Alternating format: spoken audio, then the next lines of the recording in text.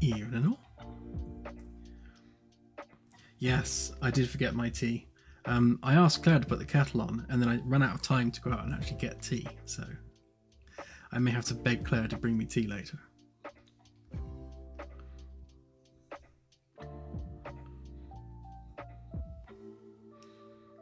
Is this really the 10th stream so far in January? That's mad.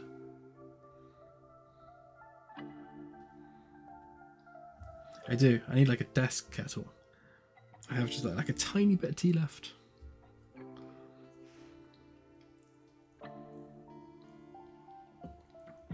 Try and make it last. So let's have a look at what I've been up to. On the shipbuilding side, I've added a bit of a lump to the top of the engines and the bottom of the engines. And I've been trying to line up where the stairs are going to go. The current challenge, and this is kind of a prerequisite to finalising the actual supports for the engines. Obviously, we need to make sure there's enough space to fit in a staircase, but at the same time, there needs to be enough space internally.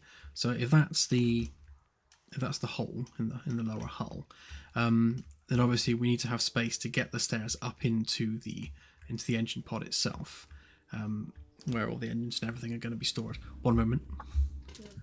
Sure. Here, if I give you this. Yeah. Thanks. There we go. Tea is on the way. Yeah, so we need to have some kind of platform on the inside. Obviously, there's going to be a lot of structural framework inside here. These are all going to be gantries that you'll be able to walk around.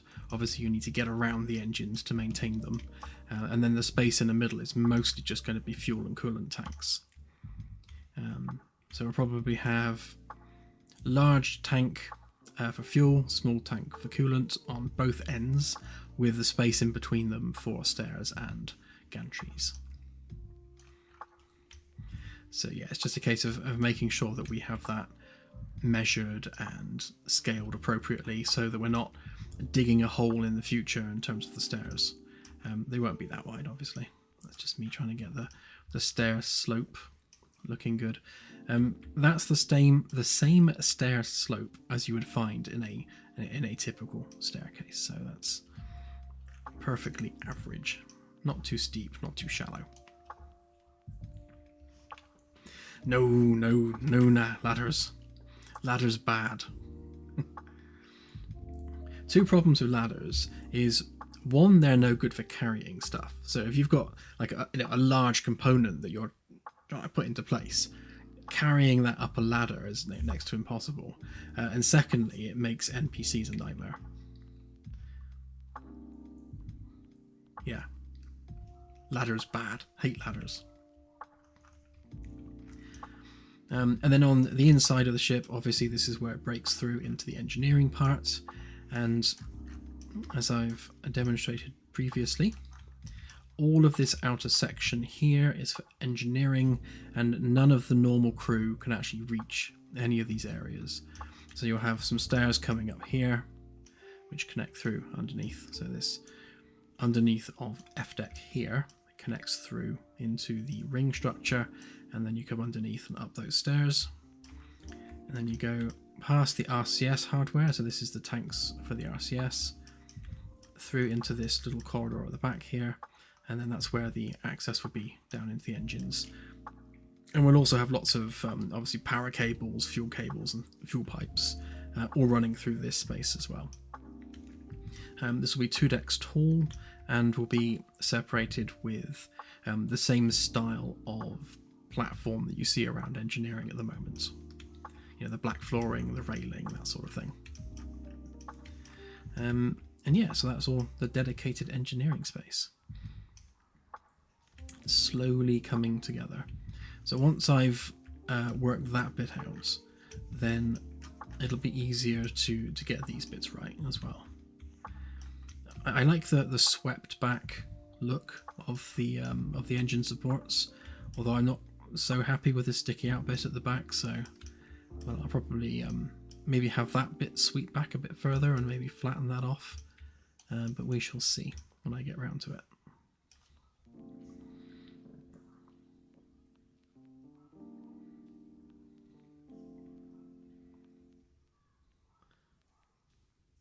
Yeah, you can't get chairs up ladders. That's another good point. So that aside, the other thing I've been working on this week, it's probably easier to show you in engine. So let's just fire it up a minute. I need to stop it doing the warp noise when you load the game. So you'll notice here we've got two systems next to Sol, which are both test systems. This one here is coming from our remote SQL database where we're hosting all our backer star systems. Did I explore it short range? Yeah, I did. So which one are we in? Hang on. Yeah, that one. So you can see here that it is the Great Unicorn Empire. And we've got live data for that, and that's coming from our backers data. So we have a spreadsheet on Discord where backers have been entering some of their planetary and life data, and that is now in the game and reading the live SQL database. And then similarly, we also have the modded system, because what I've done is I've taken the old backers SQLite database and I've just repurposed that from modding. So what you can actually do now is you can add essentially an infinite number of star systems to that SQLite database, and it will just add them to the game automatically. The caveat to that is that it's local only. So anyone who wants to set up, say, a custom set of star systems would need to share that SQLite file with their friends if they want to host a multiplayer game with those systems in it. Obviously, once we build our GM tools, then that will just naturally work in multiplayer. And that also supports life as well. So if we look at that system there, you can see that we have our modded race and all of their details. So the options there are endless, really. I mean, you can add any number of star systems you like. One moment. Thank you, tea lady. You're welcome. Thanks. How cool is that? I have tea slaves. Yeah, so there we go. We have mod support for star systems. Obviously, the planetary arrangement is procedural.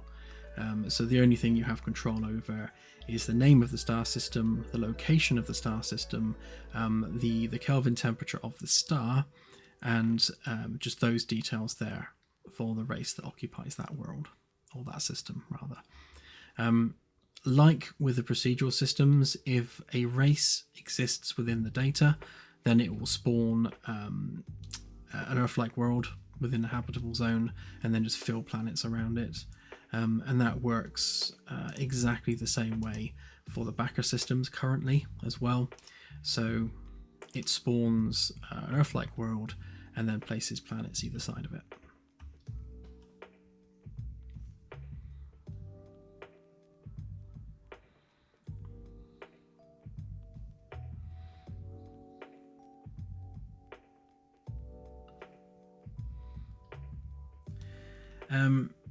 Sort of, Nadrew. So we've got an SQLite database for the real world stars, of which there are 18.5 million right now, and that's about 2.5 gigs worth of data. So that's what's loaded into RAM to generate the galaxy as we see it in the game. The mod database, which goes out empty, obviously, is there for players to add additional star systems as desired. And again, that's going to be loaded from an SQLite database, which is just stored as a file in the game's content folder. The backer systems, however, work differently, and they're on a MySQL database. So that's hosted online on our web server, and we're doing that outside of the game files so that we can update it and add and remove things as needed outside of the normal patch cycle. So we have a new backer come on board and they want to set themselves up a star system. We can do that without patching the game. So we can just update those in real time. The same as we do with the name and the credits. So that's now hosted externally. So again, we can add names to the credits without having to patch the game, which just makes life a little bit easier to manage.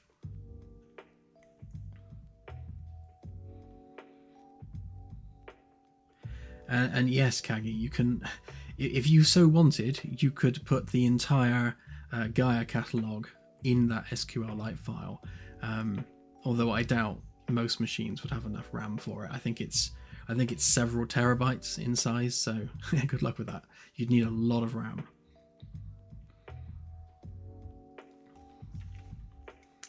So yeah, so we've got all that now, which is nice.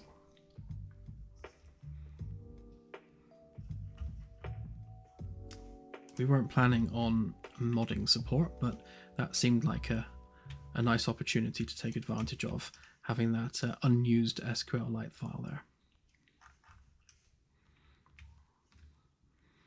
Hey, Retty Callum. Right, so on tonight's stream, I'm going to carry on with a bit of modelling. I'll probably continue doing the F-deck outside area, because that's one of the places right now that's causing an issue with people falling through. So I want to get that fixed. And time depending, I'll probably fix these side bits as well, because we have a similar issue there where, because there's no actual floor underneath, people are falling through and out the bottom of the ship, which is no good. We cannot have that. Hey, Oni Nani and Delta, hope you're doing well.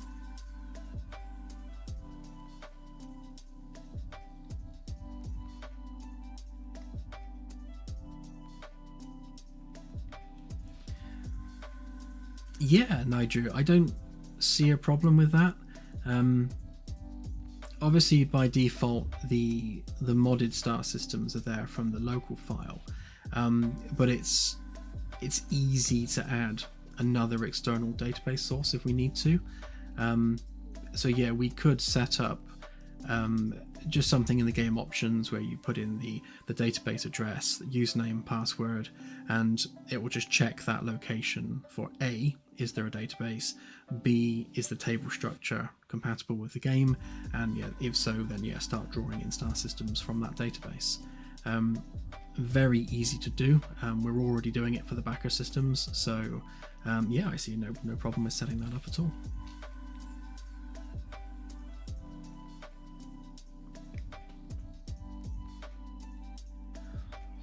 I did, AJ. Yeah, I tried to get my head around that. It sounds like that's a pretty weird bug you found. Being able to do short-range scans from any distance is obviously not something we want for the game, so I'll have to dig into the details of that and exactly what's causing it. Definitely not intended behavior.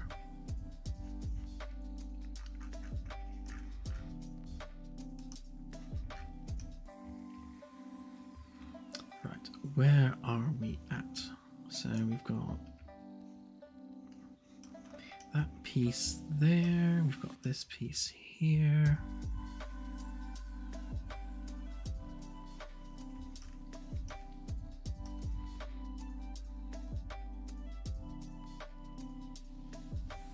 Yeah, potentially. I wanted to use Steam Workshop for things like maybe a mission creator in the future, but it does lock us into the Steam ecosystem even further. And obviously we're using Steam for our networking, but if we ever hope to move on to other platforms like the Epic Marketplace, then if we're locked into specifically using Steam for mod support, then that's maybe not ideal. So if we can do it locally within the game, that would be better. although obviously the workshop does allow for easy sharing of stuff.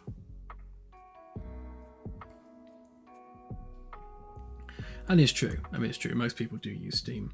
I don't know whether Epic have an equivalent of the workshop, actually. I haven't looked.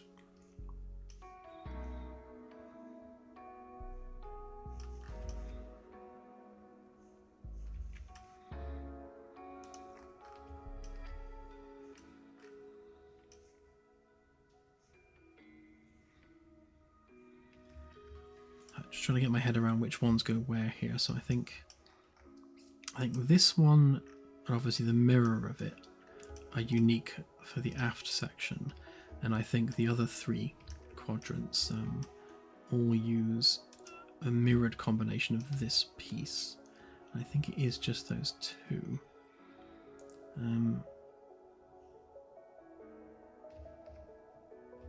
Yeah, and then we're going to need a unique piece either side, obviously to give us access to the ring support.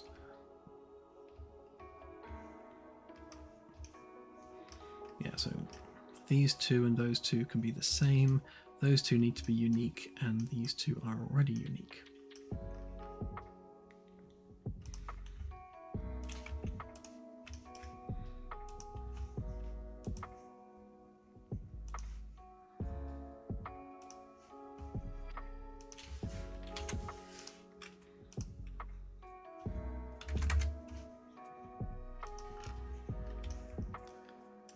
Where'd it go?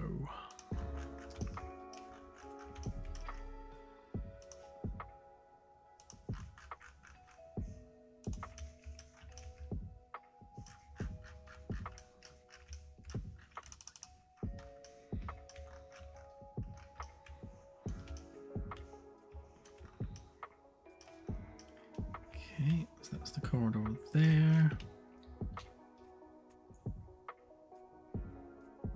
Yeah, fingers crossed first, hopefully.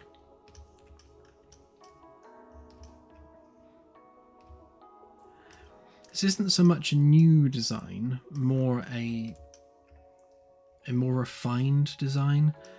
Obviously, we have the underside of the ship now making way for the cargo holds, and we need a way into those cargo holds from the aft section.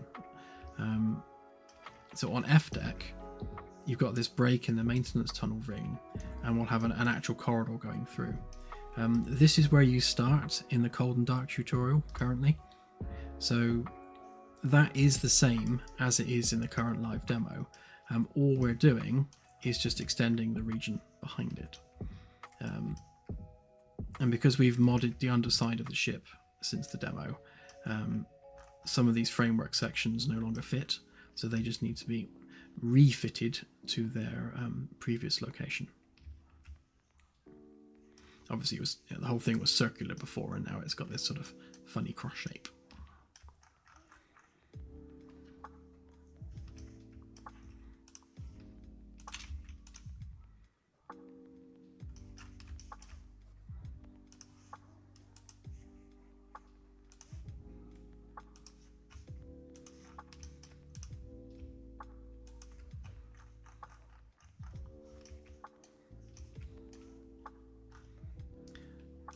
Thanks, James. Yeah, all the detail, as much as possible, whenever possible. Much to Claire's annoyance, usually. She usually says, does it need to be that detailed? Do you need to go into it that thoroughly? And yes, I do.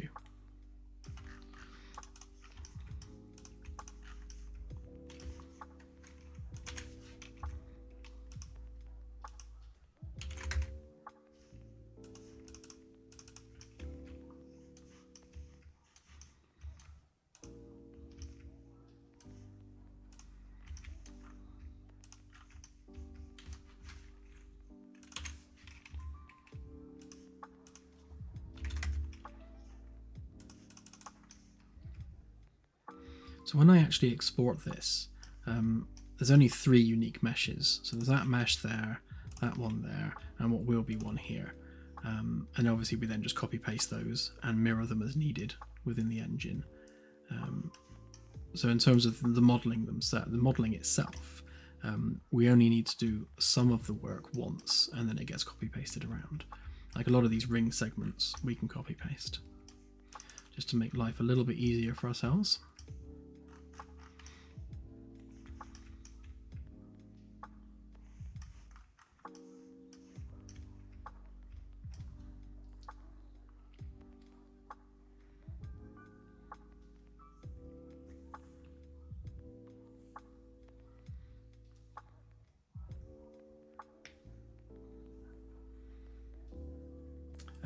Yes, Festus, definitely. To be honest, it makes sense to do that.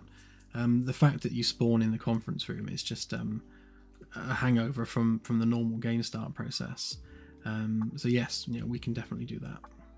Or even better, once there is one more detailed, have you spawn in the shuttle bay, as if you've just arrived on the ship and it's completely cold and dark, and you have to go through the process of making your way down to engineering and then starting everything up.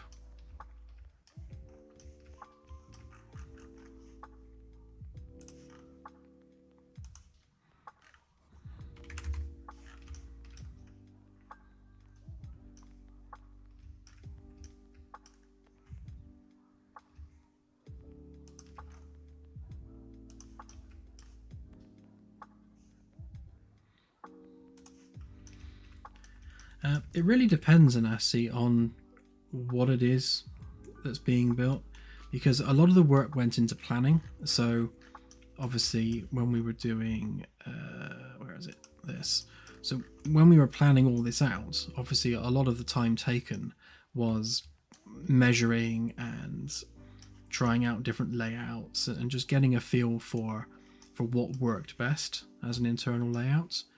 Once that's defined and set in stone, then the actual work of just building the interior, that's the quick part. It's the planning and designing, that's the stuff that takes time. The modeling aspect of it, is fairly swift, especially when you've already made yourself some pre-built templates where you're just extruding walls up, like here.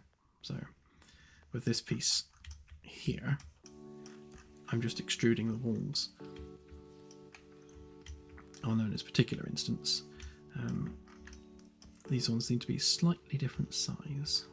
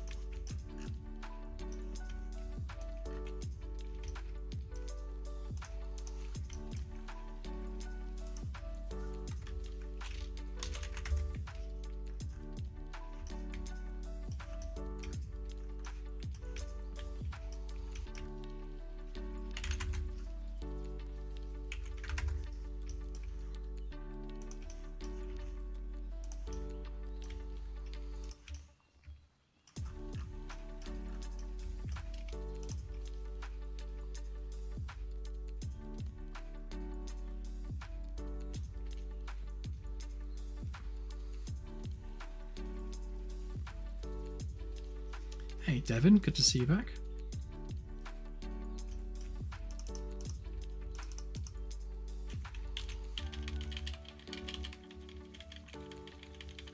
Thanks for the vote of confidence there, Neutral Ground. I shall try not to disappoint.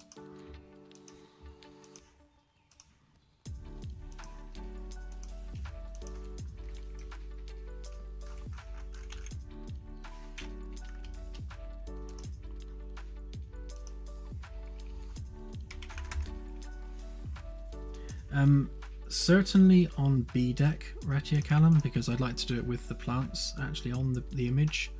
I think the other deck layouts are practically the same, so there's no real value of changing the image, but we'll see.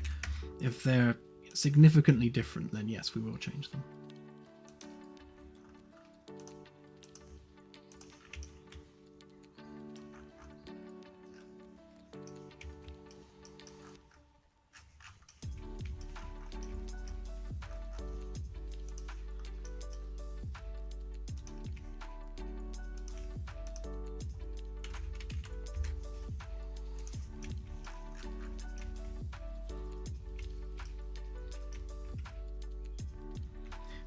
should line up with our wall.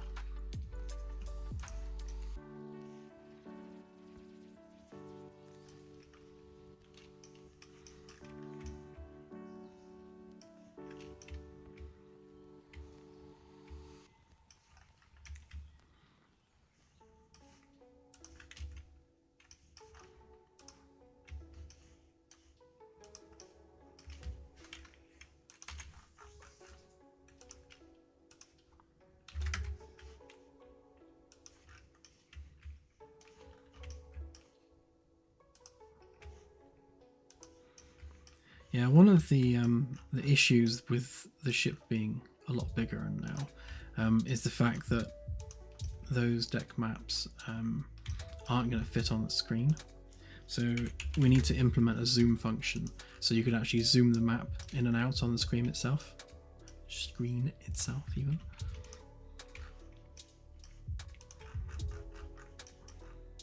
So all those little things that take time. So it's really going to depend on how much time we've got and whether or not we have extra time available for that.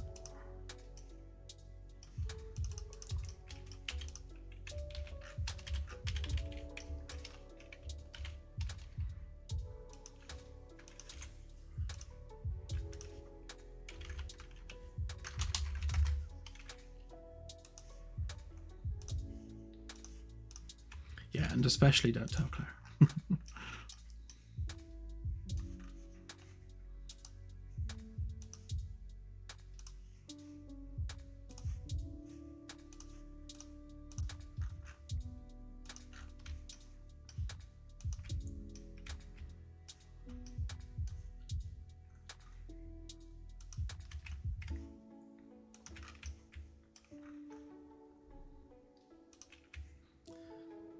Yeah, I was sort of giggling to myself at the notion of having like in-game mod support for the chairs, so that you can actually upgrade them to have faster wheels and things. But at what point does that get too silly?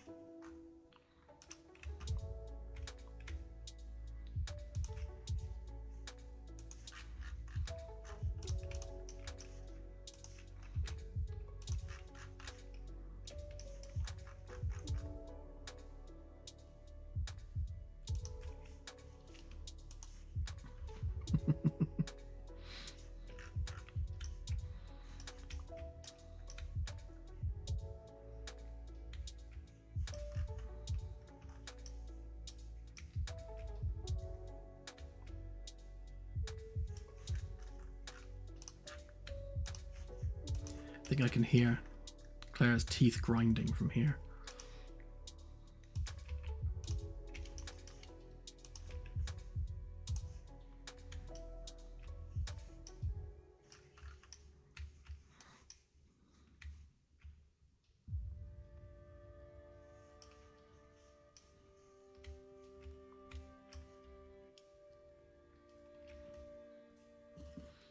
Well, I like the idea of, as part of the single player campaign, to have sort of an underground like chair racing league that happens like on the night shift, that the senior staff don't know about, and you've got to keep it a secret from them. That could be quite amusing.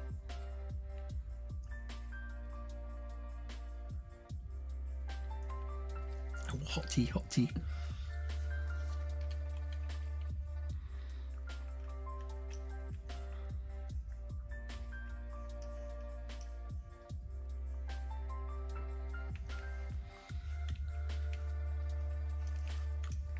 So on this section of the ship, I want to create some way of engineering having visual access to what's happening with the engines, which would be this way.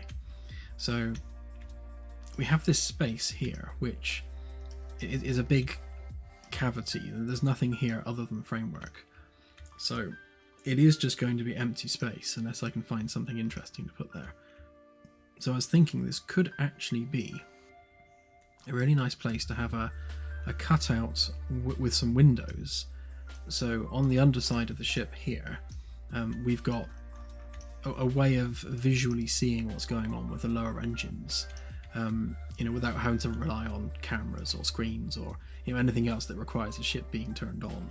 So if the ship is unpowered, then you've got a manual way of performing an inspection of what's going on outside.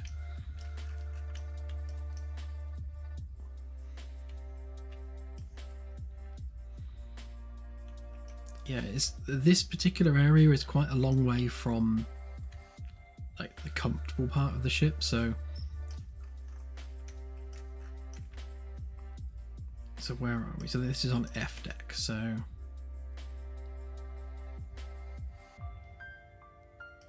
yeah, so the door will be here somewhere. So in that sense, actually, you do have a fairly straight route through.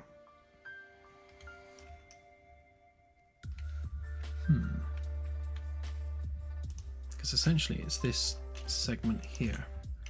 Let me just copy that over a minute.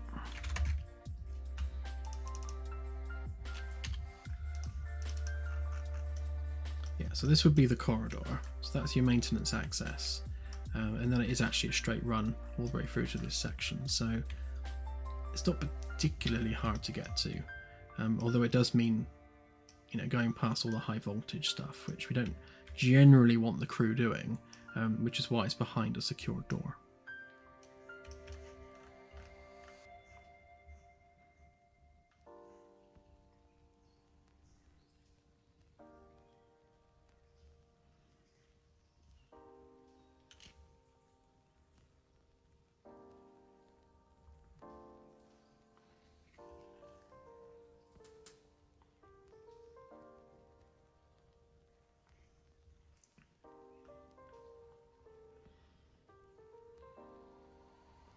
Yeah, I think that's that's the rationale between of having windows there.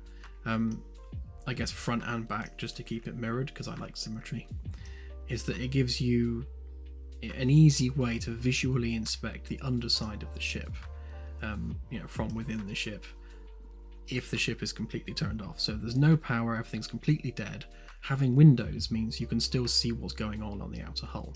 If there was an alien ship stuck to the underside of the hull there, you'd be able to visually see it, which wouldn't be the case if you had to rely on sensors, maybe. So that could be useful.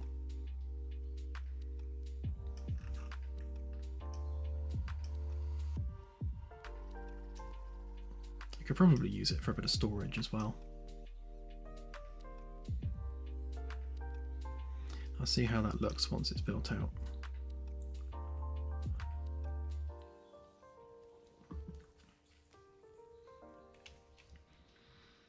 Yeah, it'd be nice actually to have those little spaces where engineers can go and just take a break, a long way away from the rest of the hustle and bustle of the ship, in a space that no other crew member is ever really going to get to, because this is all kind of restricted engineering space. Can we get into the engines? No, not quite yet. Almost. We have the beginnings of stairs. The route there is established. So again, where is it? There. So with what I'm building here, which typically I'm building on the other side, but you'll have an entrance there, an entrance there, which takes you into the actual ring structure itself, which is hollow, and that comes out here, and that takes you all the way around to where the stairs will be protruding through. So you'll basically, the engineering spaces surround the ship. So your typical crew members on the inside will never encounter engineers going about their business, because all of the engineering stuff happens on the other side of all these walls, which I think is nice. It's nice that all of the dirty, grimy engineering jobs don't involve walking through the ship itself. So the engineers can get pretty much everywhere they need to get to without actually stepping foot into the inhabited areas, which is kind of, as it should be, really.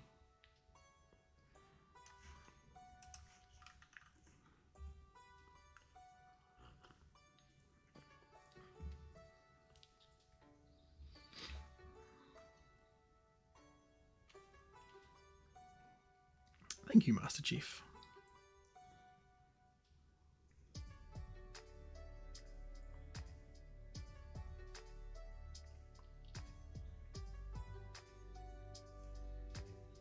Yeah, it's definitely that sort of thing, CSI. All those sort of, PPE and access past required areas that the rest of the crew doesn't ever see.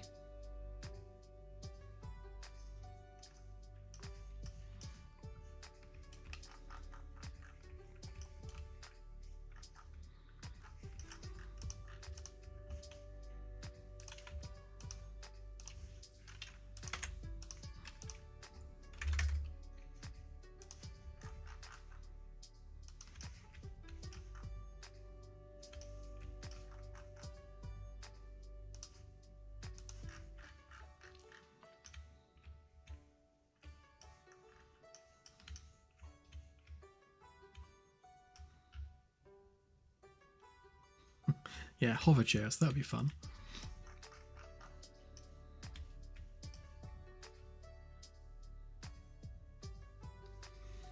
Oh, that's really cool, Master Chief. I didn't set out to do the whole Unreal tutorial thing, but I have considered it many times as to whether or not to start doing tutorials and showing people what I do and why I do it.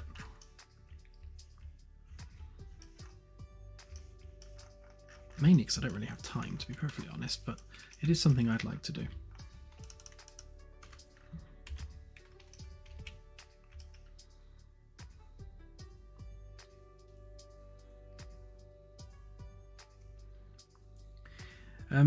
Yeah, one of the things we've got on the to-do list, BC5, is to add an engineering code to the host options. So basically it'll be the ship override code. So all of the door locks and the actual engineering functions themselves will be tied to this code. So the server host sets the code on the host options, and then that basically updates across the game. So things like turning off the reactor will require the inputting of a code. And indeed, if you lock all the engineering doors, then you need that code to get through them.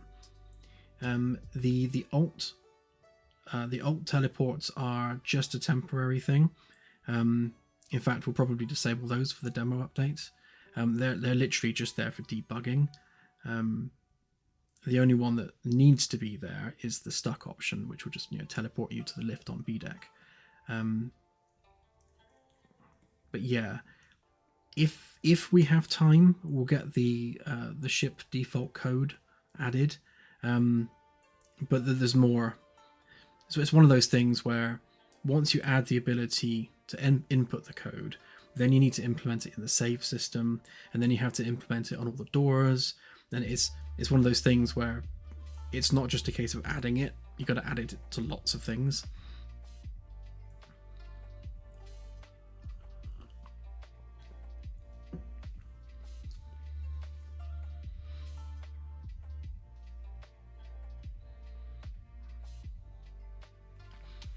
That is amazing, Master Chief, thank you.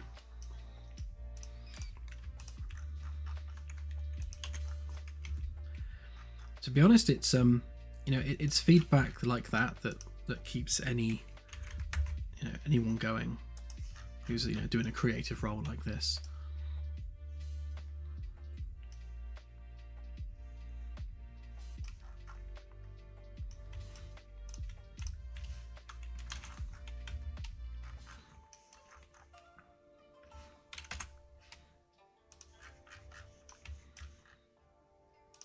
Yeah, to be honest, motivation is a big thing when you're doing something like this, especially when you're doing something which you started off as a hobby, and then that hobby becomes a job. Then when you turn your hobby into a job, obviously it starts to feel like a job, and sometimes motivation is a struggle. When you're doing the same thing literally every single day, the burnout is real. So knowing that people appreciate what you're doing really, really helps with motivation, just to keep you going and just to keep you sticking at it.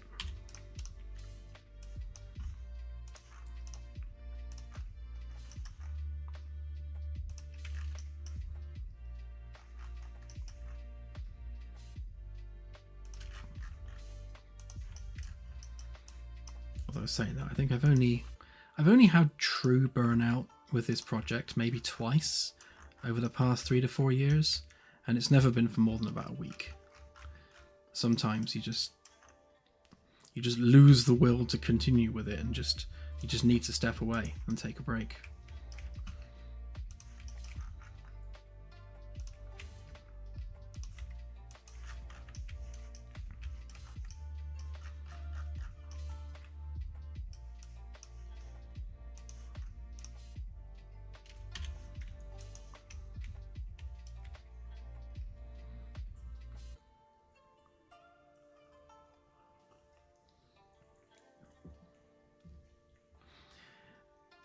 Yes, Firstus, it will be a 4-digit code. And yes, they probably won't. They will be the same code as my luggage, yes. Yeah, BC5. So one of the things I'm planning to do is I'm not going to stop with just putting the demo update out. I'm probably going to do a number of additional patches and or hotfixes as needed afterwards, just to make sure that everything's as it should be, because I'm sure we're going to have a few things which are not working exactly the way we want them to, as is usually the case. So we'll definitely put some fixes out if need be.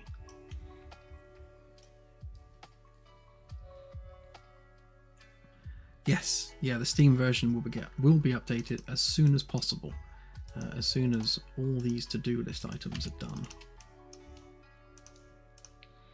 The ever-growing to-do list.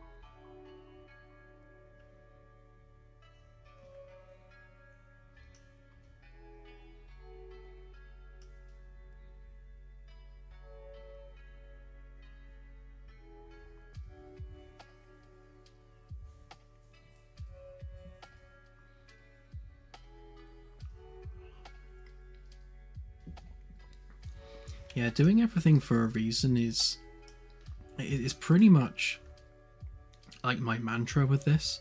Like for every piece of modeling I do, every component or system I add to the ship has to have an actual purpose aboard that vessel, because this all started for me as a thought experiment about how would we build a real world starship if we were actually doing this for real. If some billionaire/trillionaire came along in the future wanting to build a proper deep space exploration vessel, then would we have the technology to do it? And if we did, what would that need to look like? What facilities would it need? What resources would it need to have? And this is really the sort of the culmination of that thought experiment. Obviously, with that sci-fi twist, because some things don't exist, or they don't exist yet, to make something like this viable.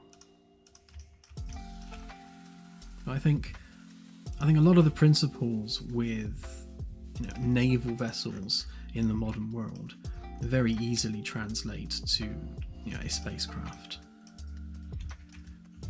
It's no coincidence that the likes of Star Trek borrow so heavily from naval tradition, because it works. It's fitting for that type of vessel.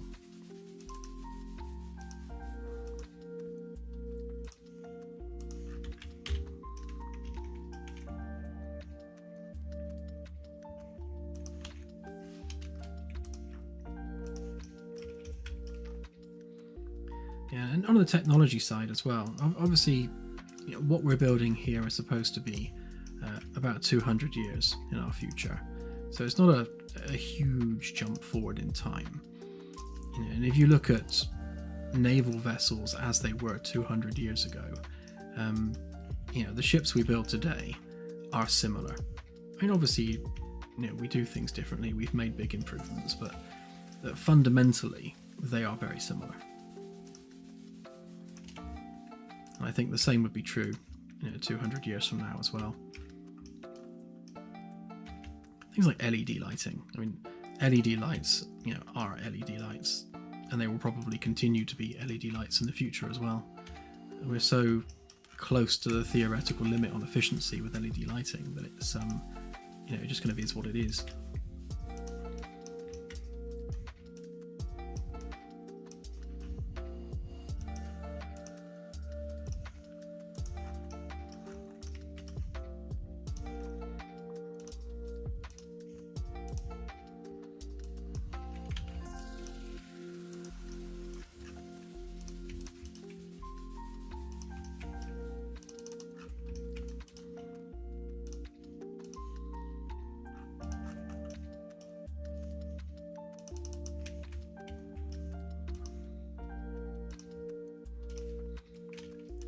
Could have made this piece so much easier if I'd done it a different way, but I'd just persevere.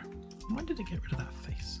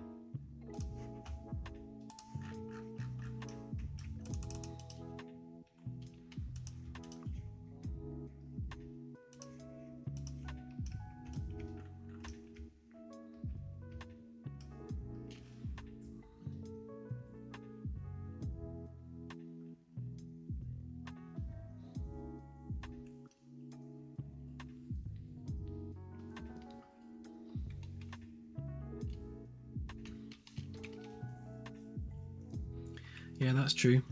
Touch screens are, they've become, more functional over time, and I'm sure things like haptic feedback will, become a thing in the future.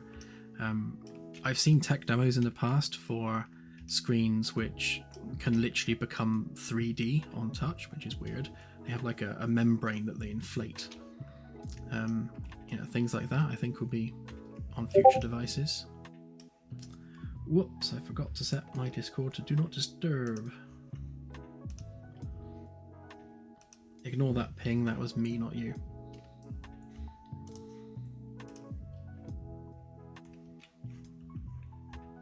I always forget something.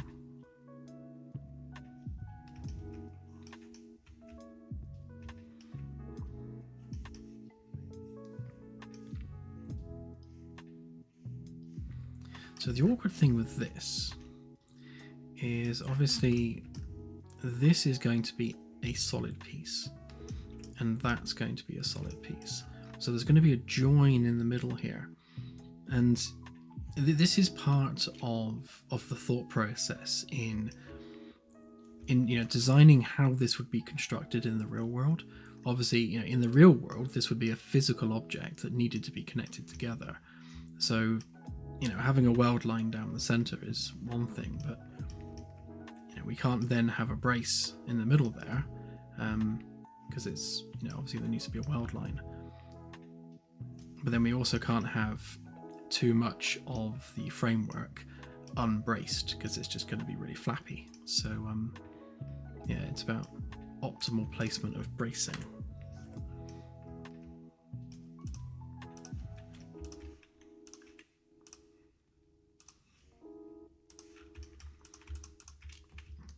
Stick that on there now. Should mirror it for us. And that piece as well.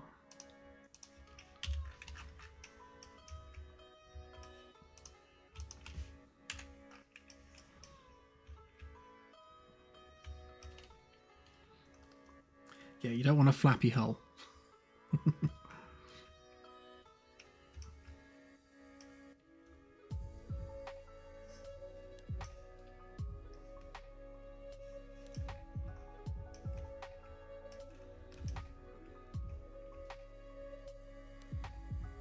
I might have to break with my convention here. So again, in terms of physically constructing the vessel, I've stuck with some really strict design rules. Like the spacing between the bracing is consistent everywhere, so you'll find that that gap there is the same as that gap there, and that's consistent across the whole ship. But I'm going to have to break with that here, because obviously we've got a bit of a gap going on, and this is more of a proprietary bit that's not consistent with the rest of the ship, so that's going to have to change. So if we explode that group out, that gives us access to move this stuff around.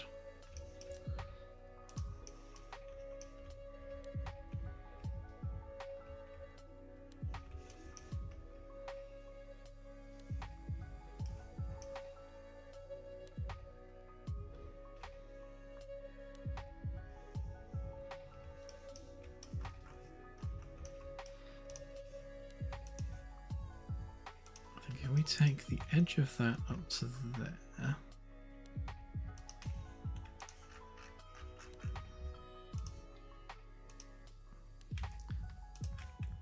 Like that. That means that that bit's at least on a straight section. Actually, no, we can't do that, because then this one's going to get in the way.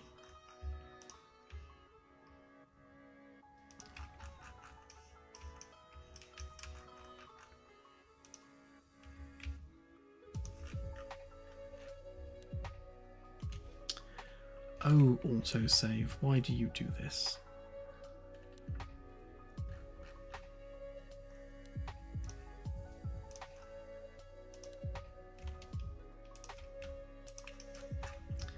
Yeah, so they can't go that close together because they're going to intersect. So I reckon if we move that maybe about 10 that way, and move this one 10 as well.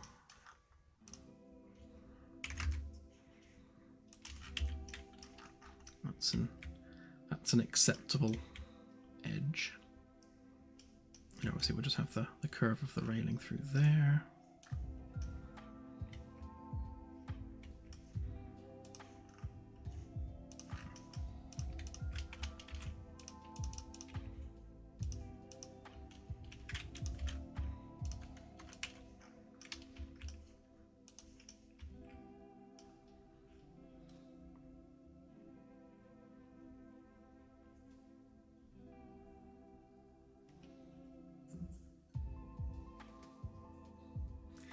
Hey Doodly Pop, all good, thank you.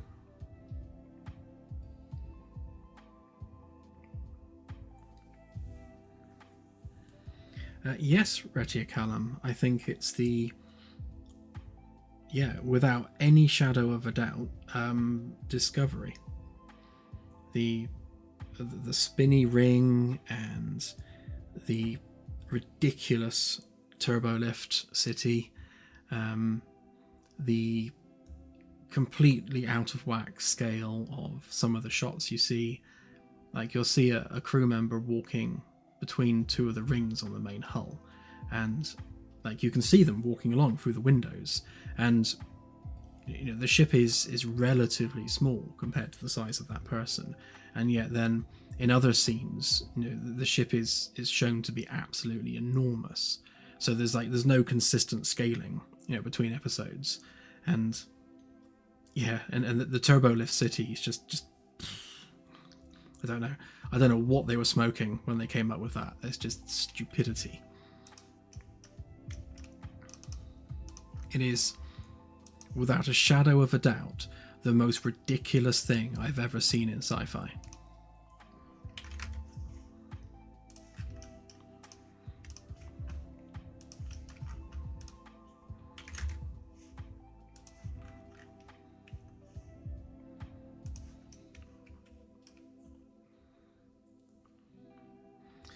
Yeah, the floaty bits on the future vessels as well. Yeah, I wasn't a great fan of that, nor the programmable matter.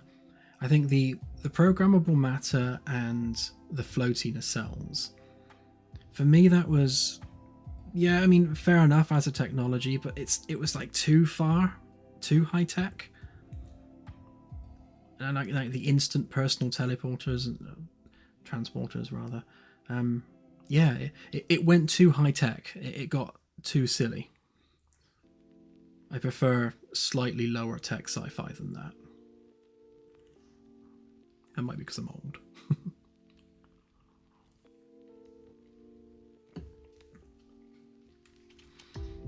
Yeah, I think programmable matter is it's okay as a concept, and I can, you know, I can get behind the idea of it, of, you know, nanotech and that, but I think I had the same problem with Tony Stark's magically appearing suit as well.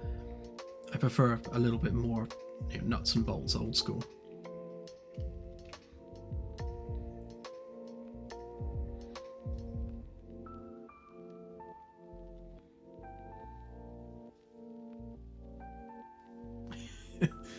Govia tubes.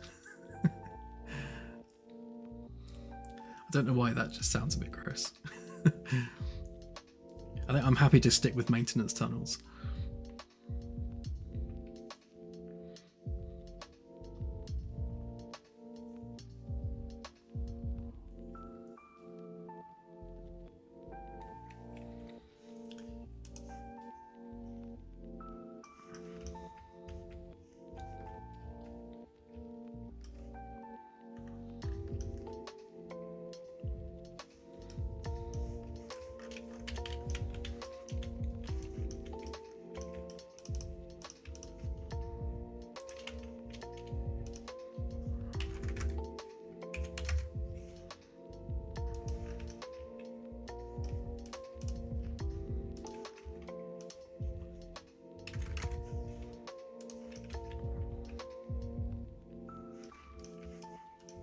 Oh, I knew that wouldn't perfectly line up. Typical.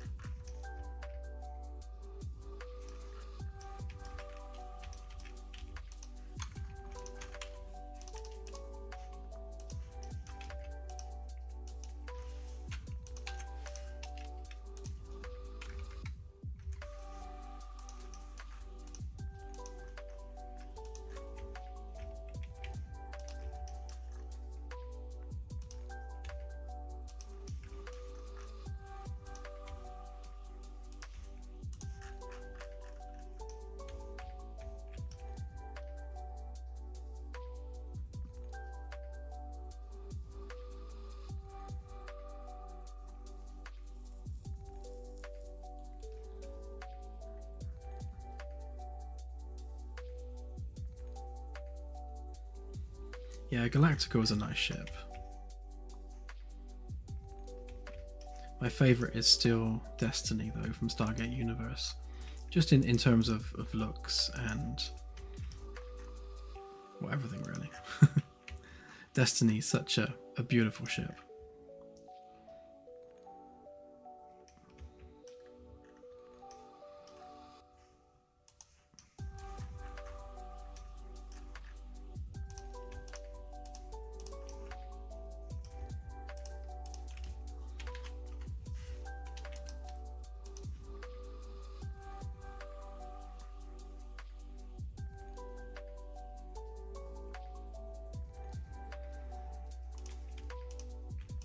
It's very true, actually. Vorlon ships were fascinating. It's a shame that they were built in a time, when CGI wasn't great.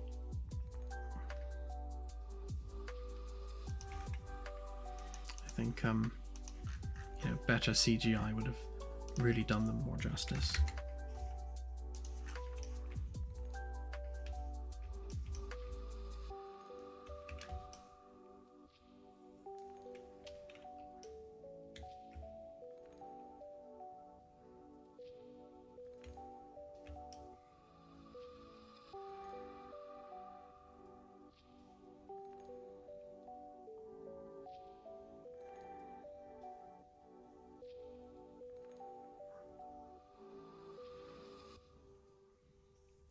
I wouldn't say that Stargate Universe killed the Stargate series. I think Situation and execs killed Stargate Universe. It's such a shame. I've read and watched various versions of either fan ideas or reportedly behind the scenes discussions on what would have happened in the future series of Stargate Universe. I think my favorite version of all of those was the fact that Eli, obviously, being left with everyone else being in cryosleep, spoilers. Eli couldn't fix the remaining cryotube, so had to find a way of basically living on his own aboard Destiny for the entire time that the ship took to transition between the two galaxies, and basically found a way of using one of the shuttles for life support, and and then building on the story of, obviously there was those two people that were sort of sucked into the computer, his girlfriend being one of them, and building on those relationships and his relationship with them helping him stay alive aboard Destiny on his own, and getting to the point where he then knows the ship better than anyone else when they all come out of the cryopods, having lived on it for years on his own. And it would have had him stopping off at various planets and things as well on the way. I think it would have been a really, really cool series, just seeing Eli trying to survive on his own aboard this ship. It's a shame that we never got to see that made.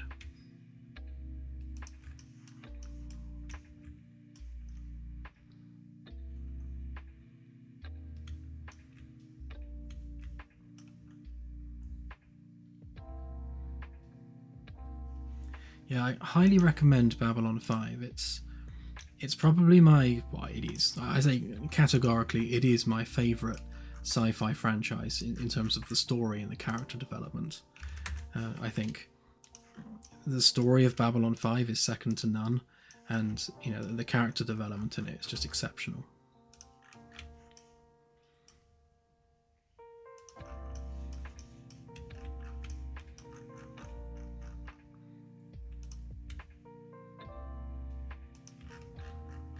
I was going to say, Jakar and Londo. I'm definitely a Jakar and Londo fanboy. That relationship is amazing.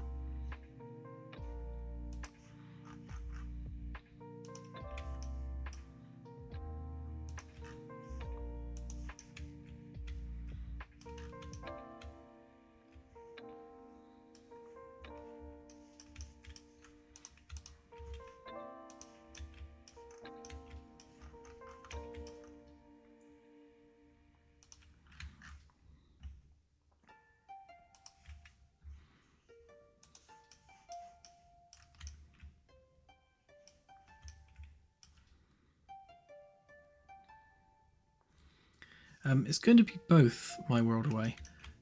So, in practical terms, it's going to have a door because obviously you can't rely on force fields 100% of the time. So it's going to be the case that as the door opens, the force field is stretched between the two doors to hold the vacuum in the shuttle bay. And the only reason we're doing that is for practicalities on the game side of things, because otherwise we'd have to evacuate the shuttle bay and handle depressurization every time we leave the ship.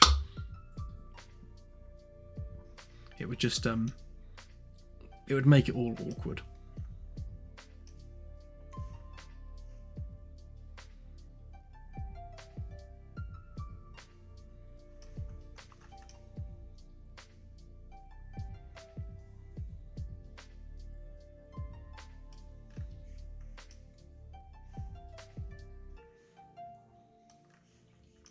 Just trying to get the ideal distance for the bracing here.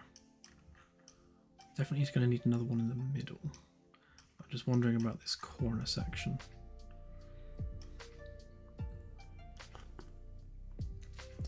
I might do actually is rather than having this tiny little curve here, maybe make that a much wider curve. And the small curve is fine here, but could definitely do with being wider there. And then just have the whole section curved.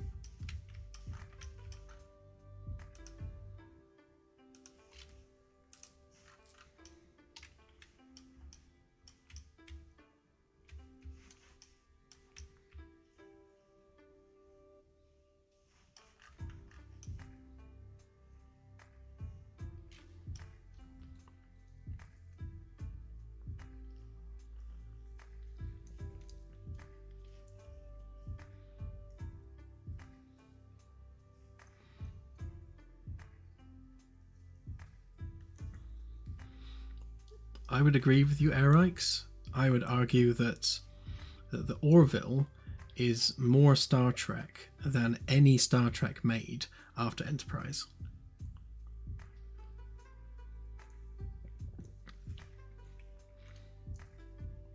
Controversial take, I'm sure, but for me, the Orville feels like, it feels a bit like Lower Decks in that it's kind of a tongue-in-cheek version of TNG, but the Orville feels like TNG, whereas all of the new tracks just don't feel like Star Trek.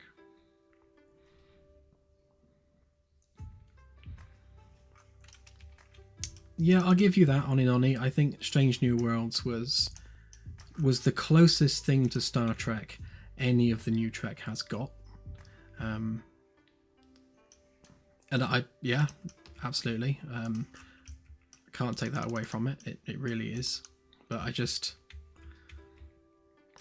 for me, the Orville was the Star Trek I was hoping for with all the new Trek. Like when they first announced they were making new seasons of Star Trek, I was just like over the moon. And then I saw the very, very first trailer for Discovery, and I don't know if anyone's seen the first trailer, but the CGI was so bad in the first trailer that I literally thought it was a fan-made trailer. It was that bad. And I looked at the ship and I thought, that can't be the ship, surely not.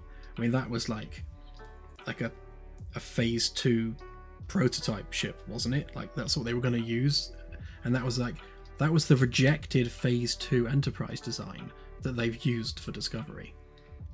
So it's yeah. Was very disappointed, put it that way.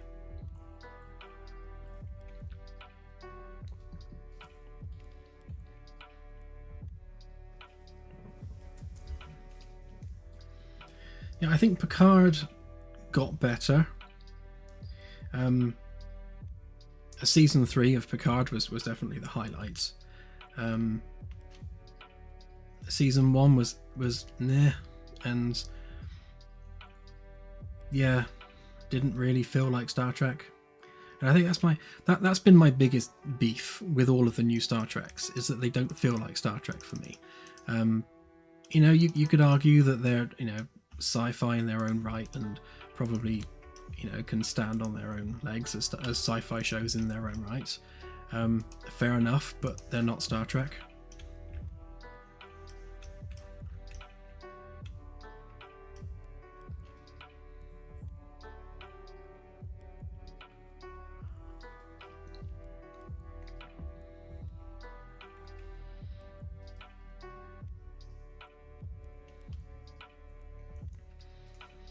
Yeah, I think season 1 of the Orville, yes, was very comedy heavy, but after that there was very little comedy in the later seasons. The Orville actually got quite serious as a sci-fi, and I think it's earned its right to be considered serious sci-fi, certainly in the end. Geologia aside.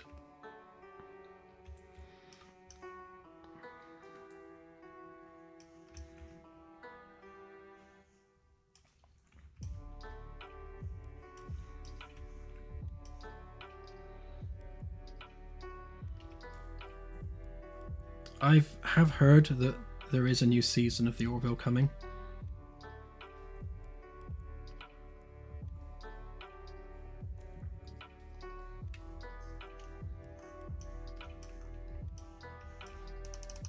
I don't have the same ins with the Orville people that I used to have now that I've moved on to my own thing.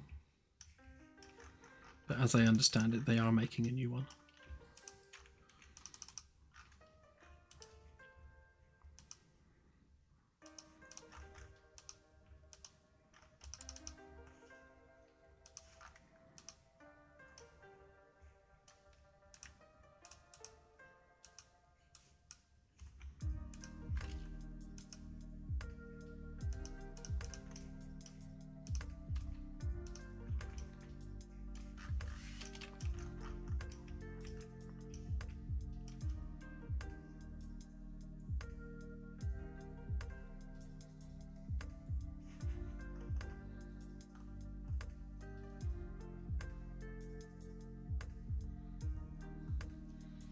think someone asked me about Section 31. Sorry, chat's whizzing by tonight.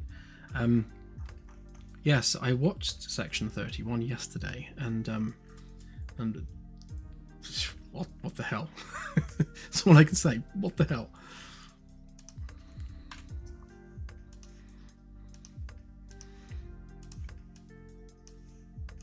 It was the least Star Trek of any of the new Star Treks.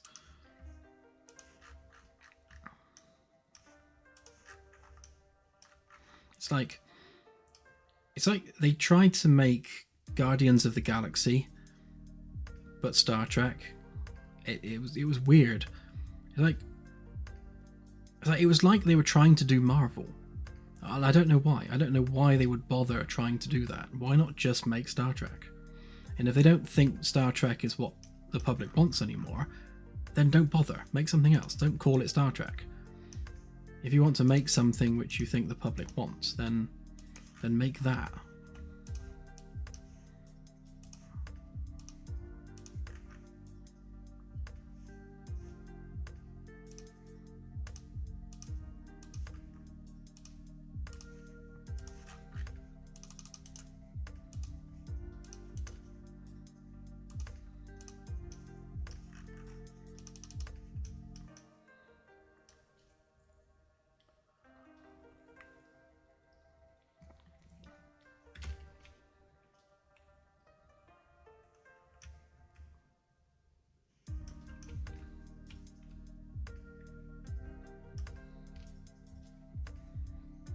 Yeah, I did actually watch it to the end, Delta, and it's like watching a car crash. You just can't take your eyes off the screen. It's just I had to see it through, but and I guess that's my take on all of the new Star Treks and everything else. I'll give them a chance. I'll watch them once, but none of them so far have made me want to watch them more than once. I mean, if you think of like TNG or DS9 or Voyager or Enterprise, I must have seen all of them, like beginning to end, all seasons, 5-6 times a piece. I mean, easily 5 or 6 times a piece, because I enjoy going back to it. I enjoy being in that universe. It's my comfort zone. When I'm working on the game, I'll just have back episodes of TNG playing on Netflix, and that it's a comfortable place to be. I don't feel that with the new treks, and I have absolutely no desire to go back and watch any of them again.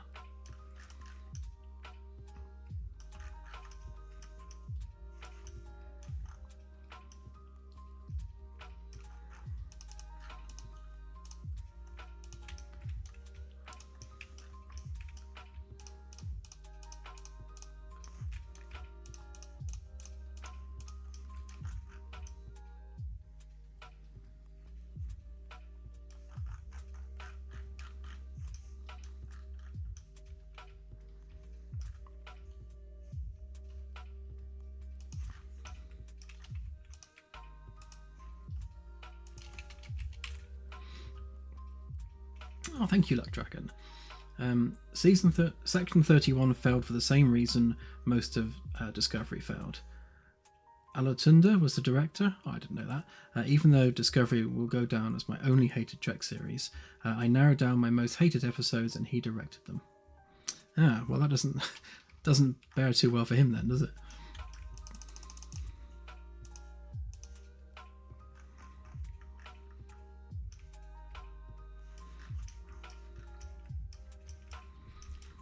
Yeah, in all honesty, I don't know who, if anyone, is directly to blame for all of it. I mean, everyone blames it all on Kurtzman, but is it really his fault, or is he just a scapegoat?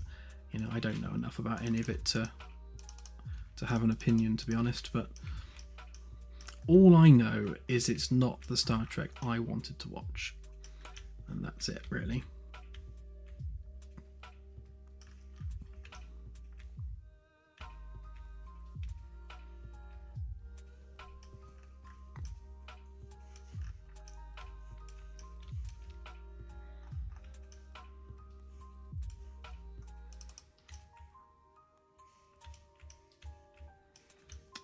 Something decidedly weird about this curve.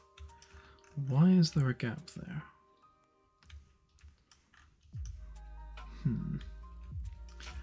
Something's not lining up somewhere.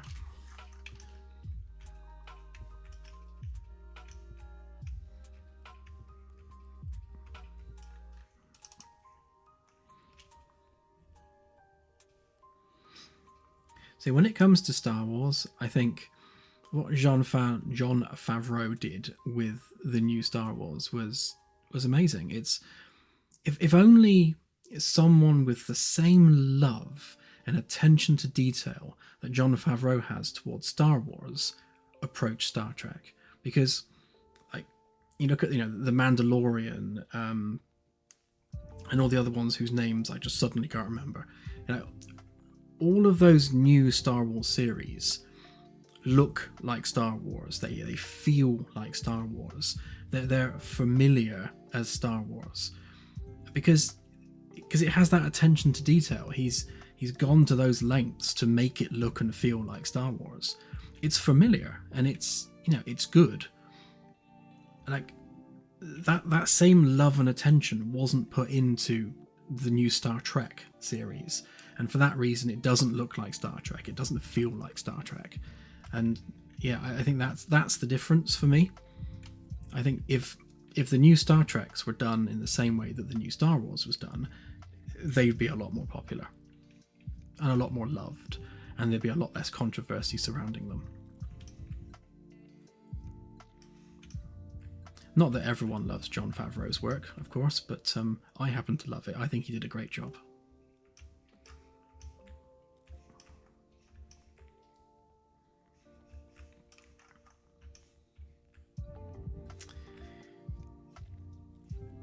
Right, I need my measuring stick.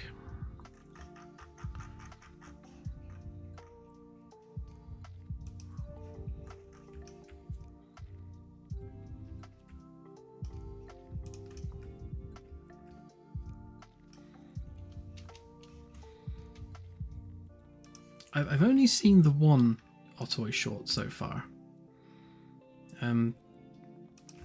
Mainly because I just haven't been keeping up with anything. I've been so busy with this.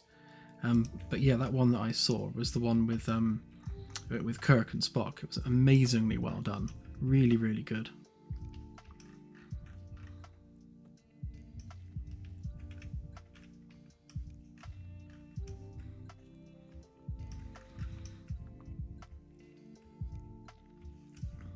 Of course, Otoy is very close to my heart because I used to work with a lot of the guys that now work with them.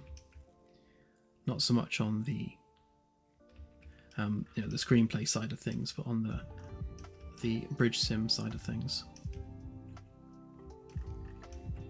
They employed a bunch of the old Stage 9 guys, which is really cool.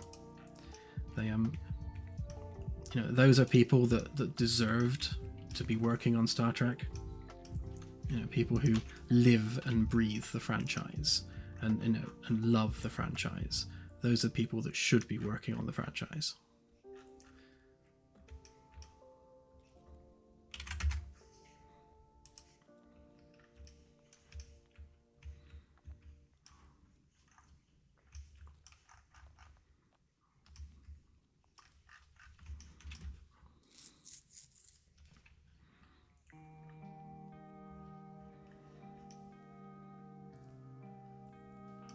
Yeah, I mean, most of the people I know that are working for Otoy started off, with the likes of Stage 9 or on the Trek BBS forums, just modelling starships or bridges, just for the fun of it, because they loved it. And, I can think of at least 4 people that were just hobbyist fans that are now working on actual legit Star Trek stuff. And that's amazing. It's amazing that in the same way that Peter Jackson took on the true fans to work on Lord of the Rings, I think that's what's needed. And the reason the Lord of the Rings trilogy was so good is because Peter Jackson took on people that truly, truly loved it and would go that extra mile and put in that extra detail because they loved it so much. And I think, Otoy have done the right thing, and employing the same people when it comes to Star Trek.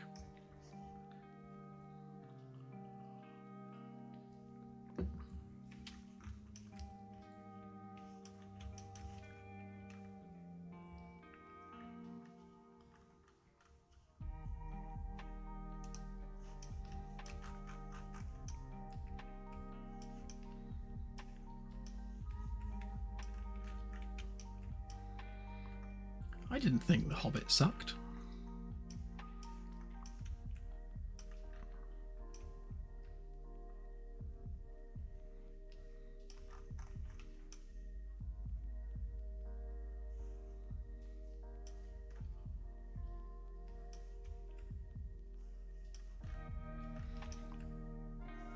Yeah, potentially not, although I liked the fact that it dragged in some Silmarillion stuff. Better that than the Amazon effort.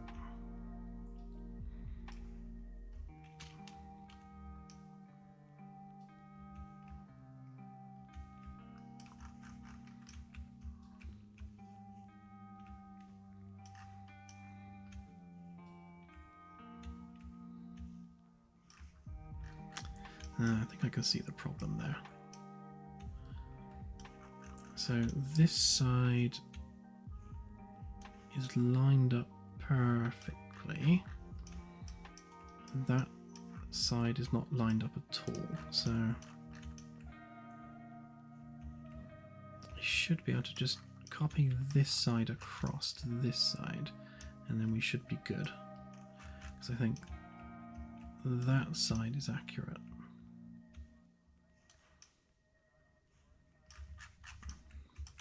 Yeah, so this side is wrong.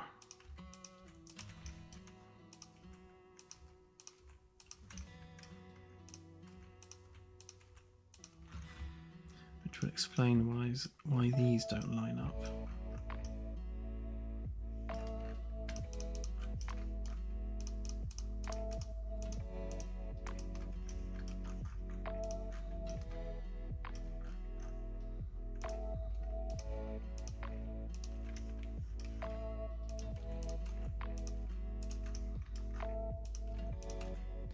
So this is old geometry I'm getting rid of here, so before you panic thinking I'm trashing half the ship, this was the old layout prior to the new rebuild.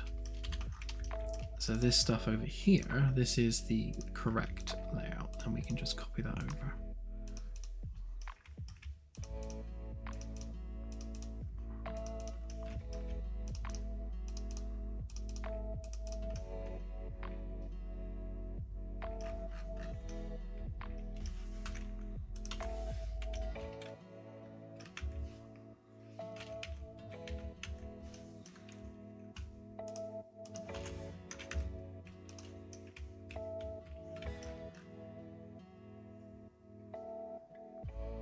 Come on, give me a valid direction.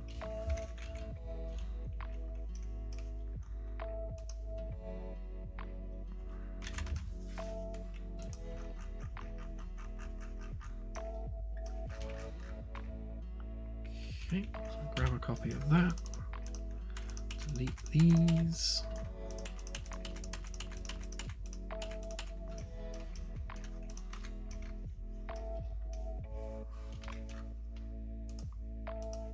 Them back in there. Right, that's better. Now we have the correct layout, and then all the pieces line up nicely with the template.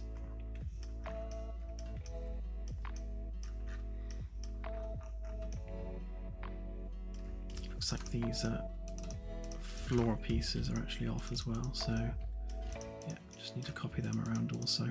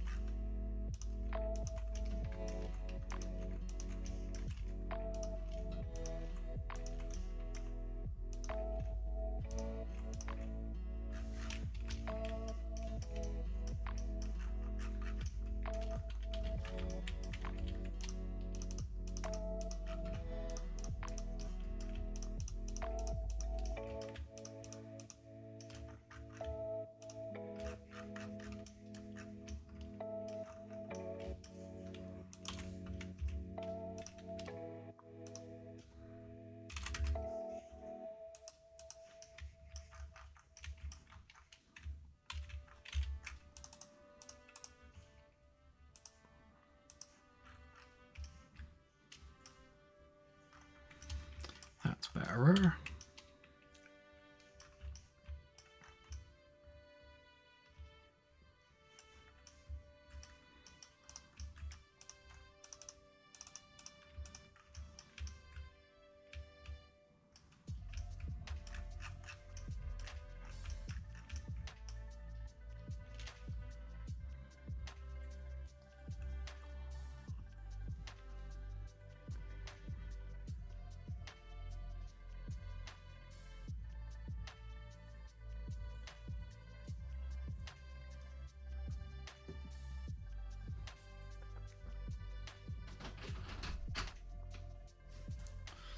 Backup? What's a backup?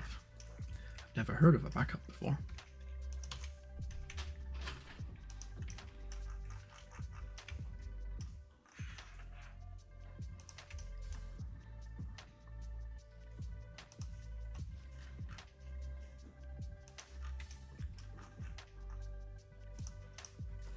Greetings. Oh, to me. To you. Who else am I saying hello to? I thought maybe you were saying hello to someone else. Hello, everyone. I'm Dan. Hello. Glad I get a look in. Yeah.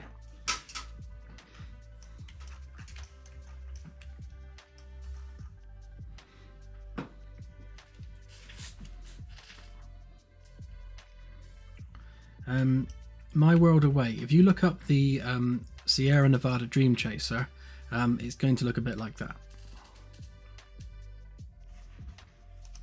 Do I have a picture here?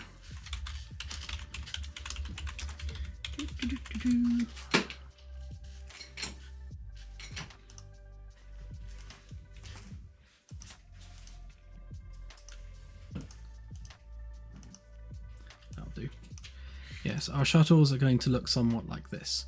So the idea is that they are functional, both in space and in atmosphere, and actual, practical usable vessels. So sort of like this, basically, most likely with an access door in the rear.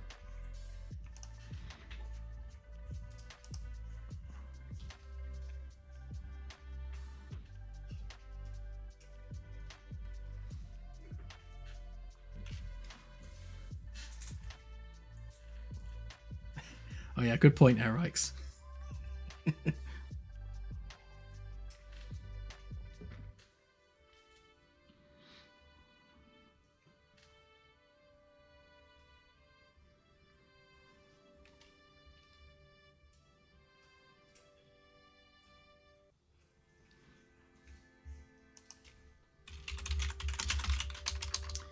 Oh, I think I know which one you're on about, Retchie Callum.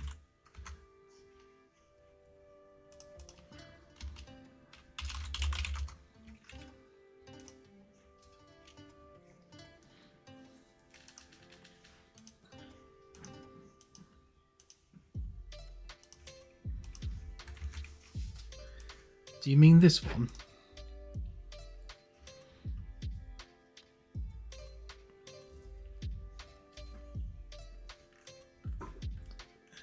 Because the one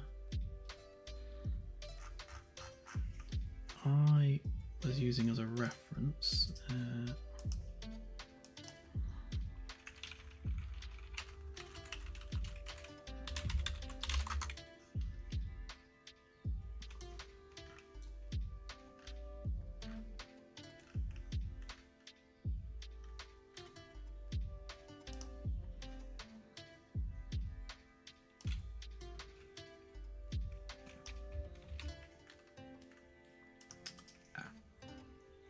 This one.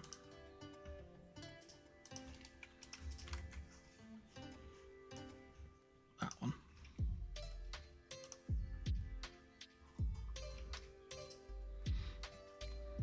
Yeah, so this one here, you may find slightly familiar looking.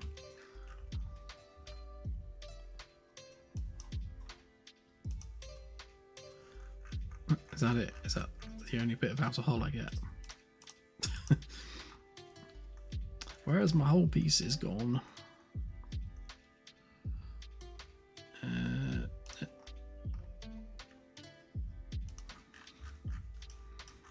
Yeah, so the whole idea of like that T section on there, it's kind of inspired in part by this building. I kind of liked the shape of that.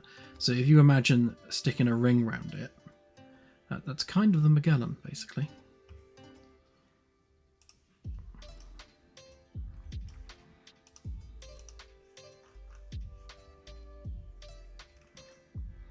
I believe that is also in China. Yeah, it's what is it called? Zhuhai Chimlong building. It's a resort apparently, like a marine science resort. It's kind of cool looking.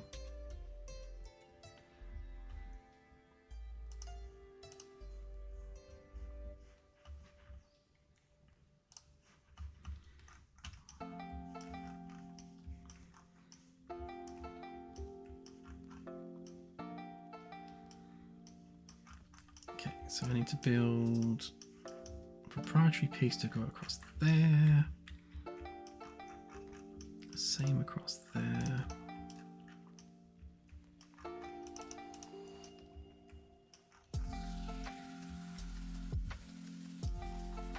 To be honest, I can probably just chop that bit.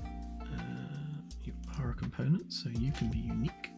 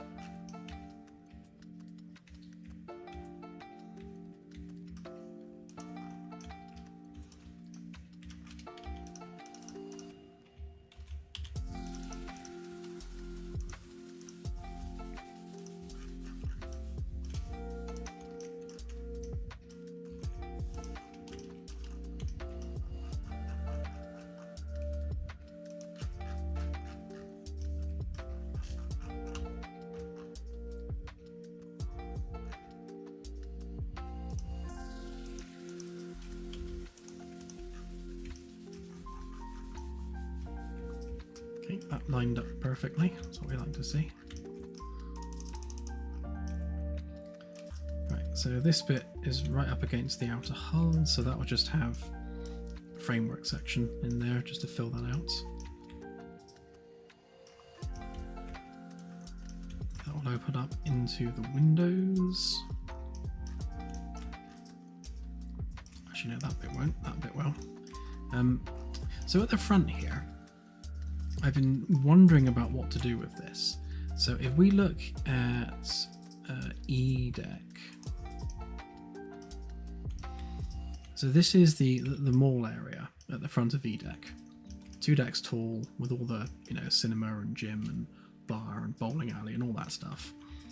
Now obviously we've got our park area at the front, and this will have big windows. So in terms of an observation lounge, there's definitely a lot going on at the front here. But it would perhaps be nice if we had a dedicated observation dome kind of underneath the hull here somewhere. And we have room for it. So if we were to sacrifice a couple of crew quarters here, then we could make a stairwell going down in this space. And that actually, if we look at where that is here, this is all unused space. So obviously this bit here won't be here because that's for this over here. So all of this space here is unused, and it would otherwise just be meaningless framework. But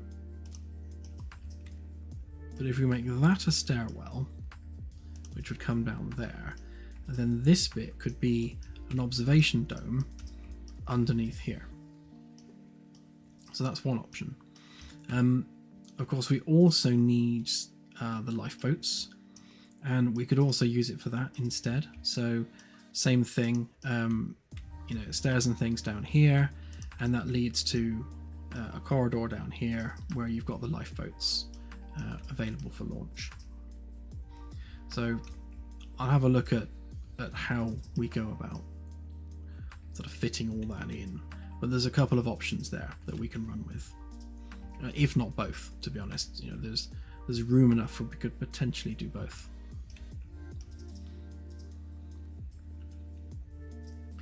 Yeah, we'll have glass floors at the front here, so where we've got the lounge, like with the demo as it stands right now, these will actually be wraparound windows, so there will be windows along here that you can stand on and look down, just for the cool factor.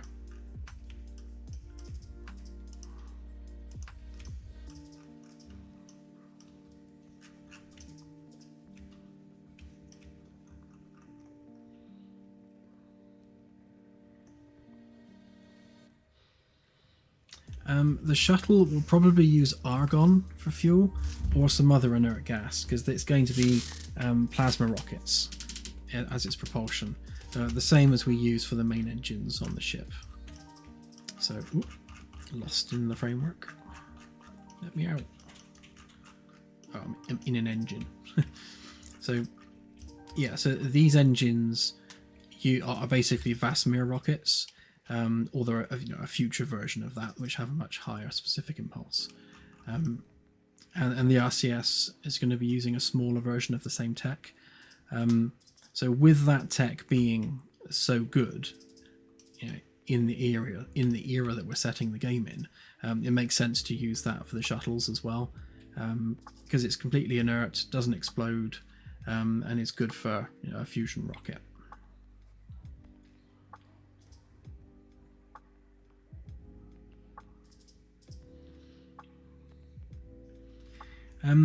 No, there'll be no windows in the engines.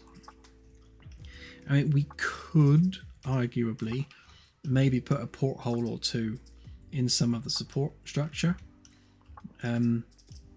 Again, just for observation reasons. So maybe as you're going up the, up the pylon here, there's a porthole where you can look out just to, perform a visual inspection of the ship. Because I think there's a lot to be said for, physical visual inspections out of windows, as opposed to relying on, electronics and sensors which may or may not be working at the time. A window generally always works. But on the inside of these engine pods, they're going to be crammed with just enginery. So the idea is there will be two large sections of fuel tanks, both fore and aft. So these three engines will be pulling from one fuel tank, these three will be pulling for another fuel tank. We'll have some linkages between the two, so it load balances the amount of fuel in both tanks. And all along the sides here, we're going to have heat sinks. So obviously plasma is very hot and that heat needs to be managed. So all of the coolant that is flowing around the engines needs to be chilled back down again. So we'll have the usual chillers that we have down in engineering at the moment, but we'll also have some heat sinks as well along the sides. So both sides will be covered in heat sinks. So there isn't really any room for windows. And it's not really the kind of space on the ship where you'd have windows. It's all very much just mechanicals.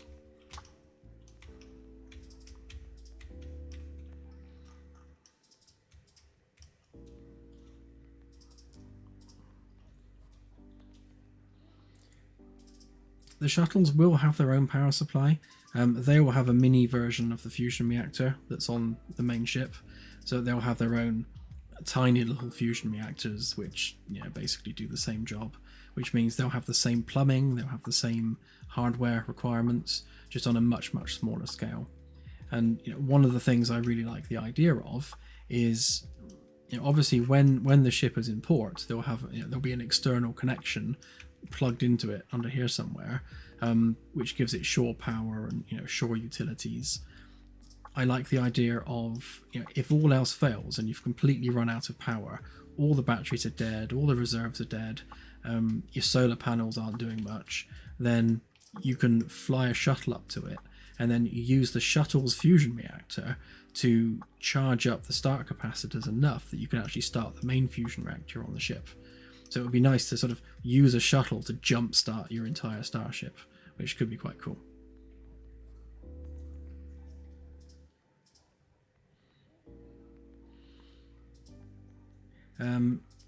Heavy hydrogen, so we're using deuterium. And helium. Yeah, so we're using helium for coolant, because helium has as far as I'm aware, the lowest liquid temperature.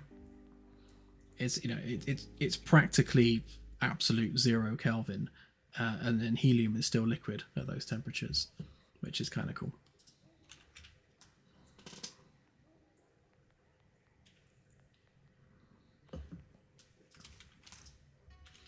And then, of course, helium-4 for the fusion fuel. Helium-3, sorry. Yeah, helium-3 for the fuel, helium-4 for the coolant. I always get those two mixed up. I've lost where I was. Where was I? Oh, here.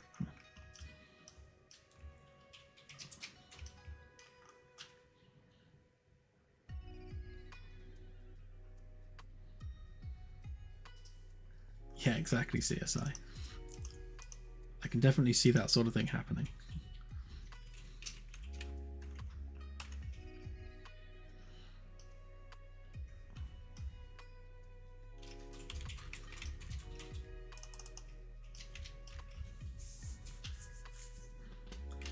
That's definitely the fun part, Cohen. It's about, again, imagining how this stuff needs to work.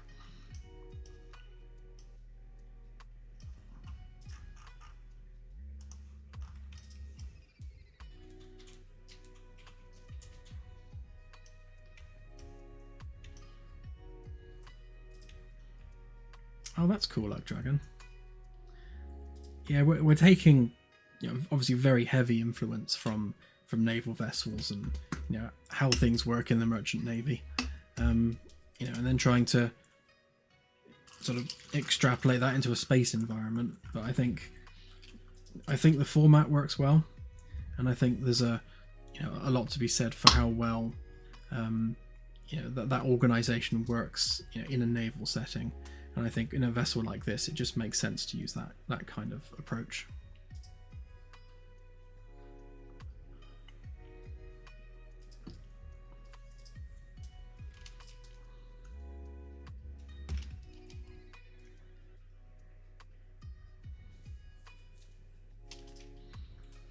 Yeah, I'm hoping NerdCube does another video at some point. We'll have to obviously get more content in the game.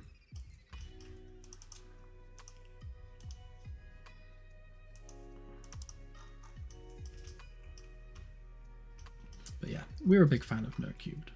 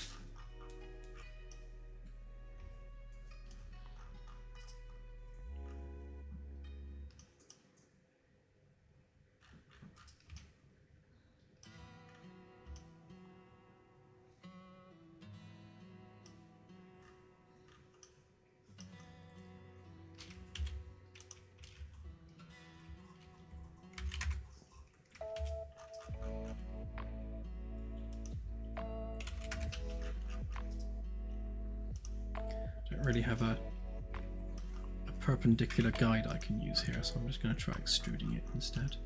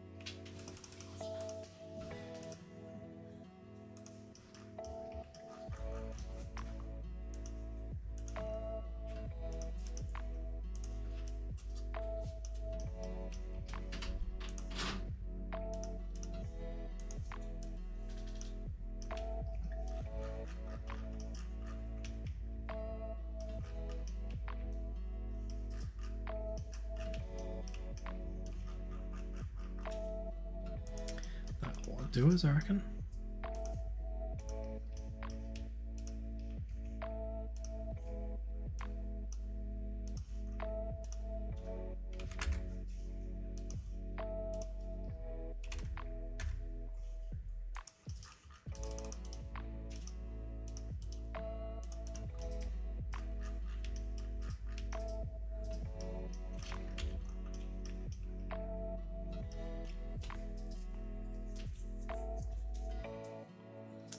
Oh, that's a shame, Aness. Yeah, I never knew that.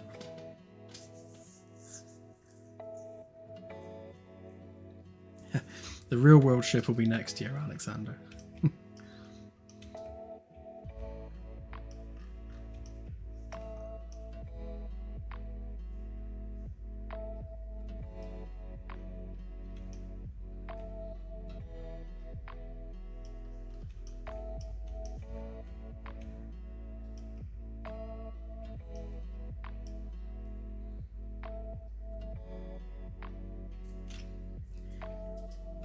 Yeah, if someone wants to chuck me a few $1 billion, I'll get right on that.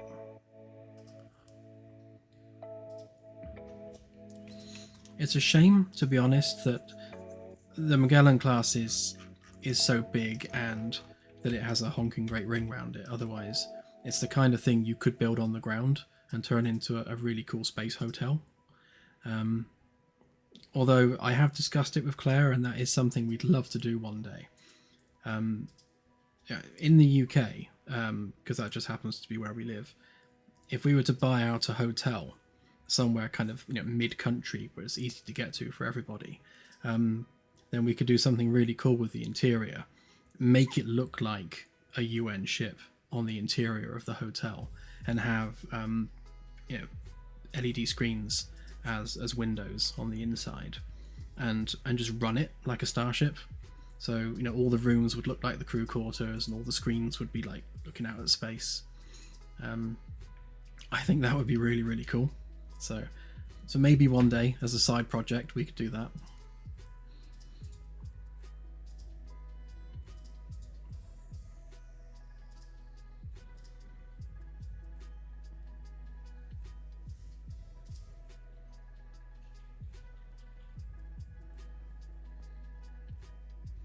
That's true, CSI, we do.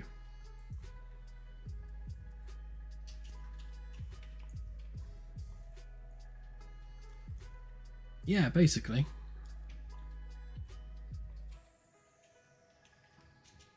It would also be good to do it on an actual physical ship. So, like, if we were to buy either an old fishing boat or like an old shipping ship, one of those really big ones with big hollow interiors, and do them out, like a starship.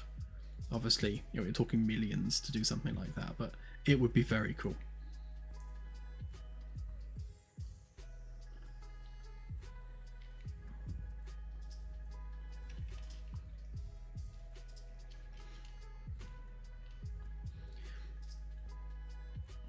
No, nothing small. But, if we were to do that for a hotel, I don't think we'd we wouldn't go down the Disney route of having paid actors wandering around or anything like that. Just a casual, fun experience.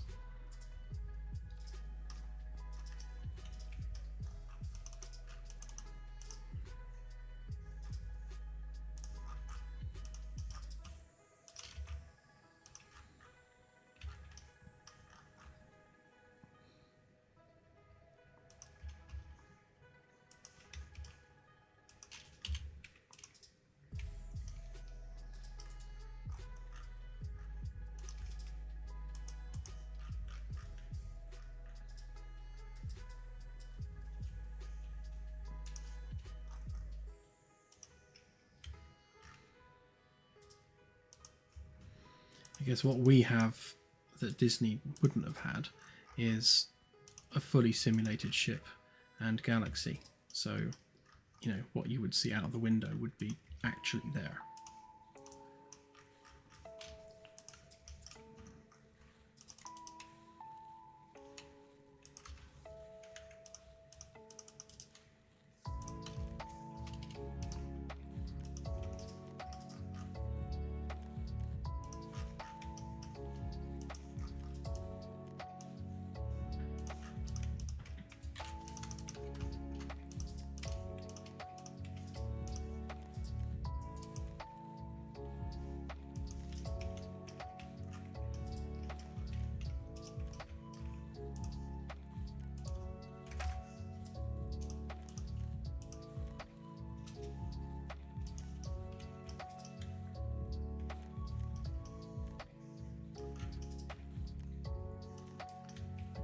About right. It was 30 I was using for a diameter on that. Yeah,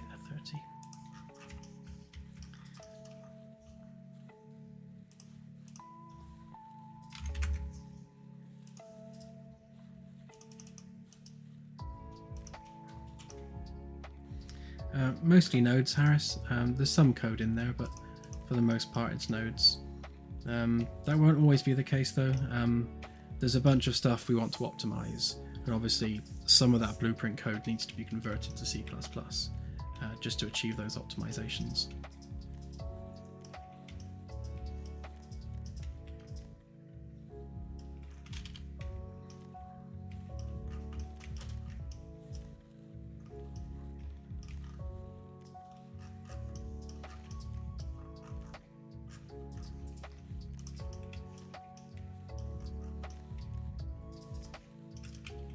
Did I just delete that template? Oh, I did. Oh, I see what I did. Hang on. I copy that.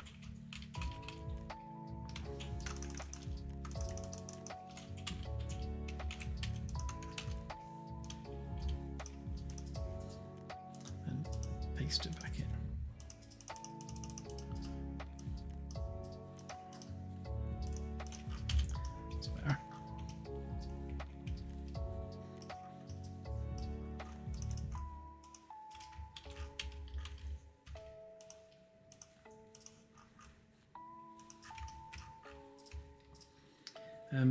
I saw a question just now. Sorry, I didn't see who asked. How much of this is copy paste and how much am I having to do manually? It kind of depends. Generally speaking, that the main bits, like these main corridor sections here, they're all copy pasted, and they'll be copy pasted all the way around the entire ring. So I'm only having to do the one segment, and the rest are taken care of. It's usually these little corner pieces that are the bits that need to be done manually. Anything that's kind of unique,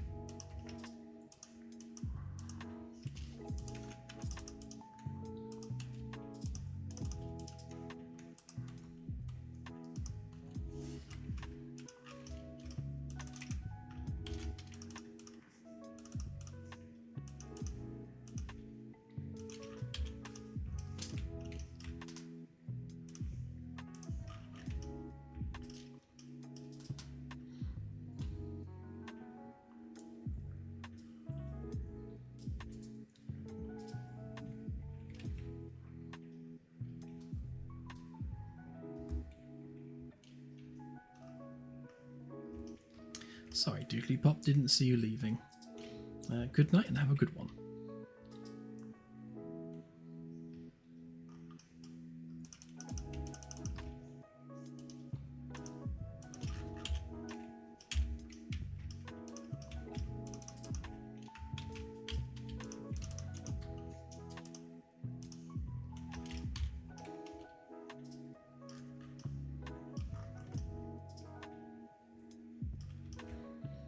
Okay, that takes care of that corner bit.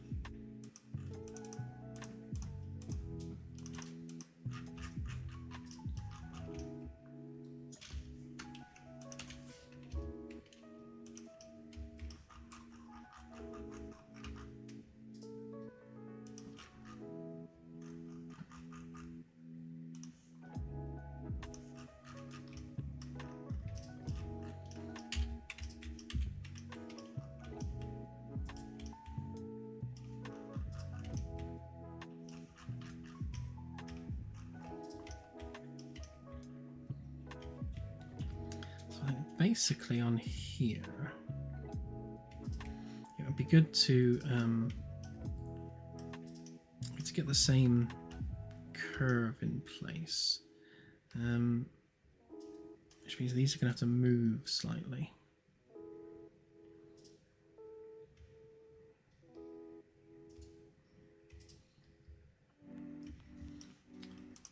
Yes, if we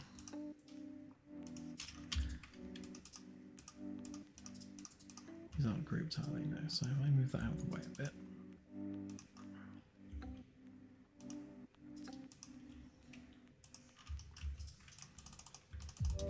Group them up so they're not being interfered with.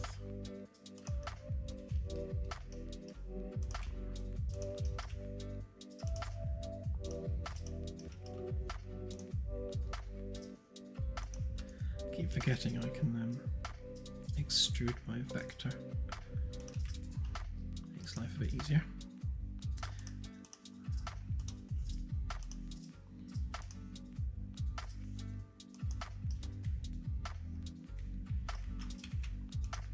That was 30, right? Yeah.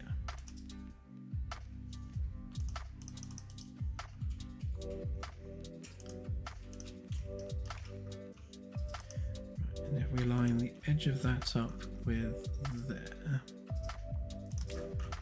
then we do the same on this side.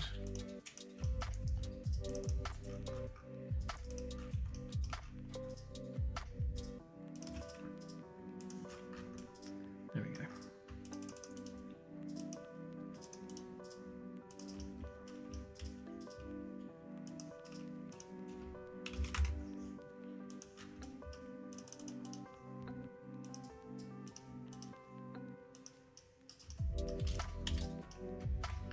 Okay, it's a better edge there, and then these should actually line up almost perfect.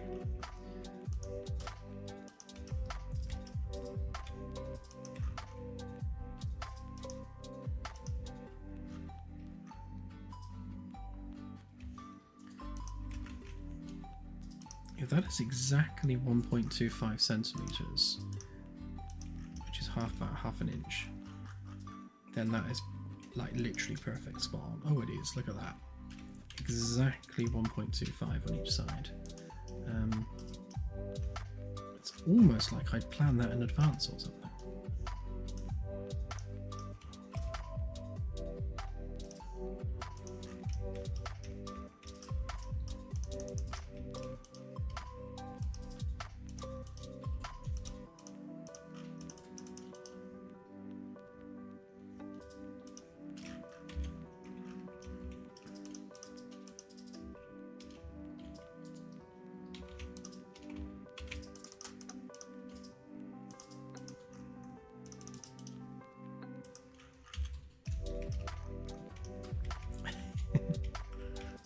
planning? Surely not.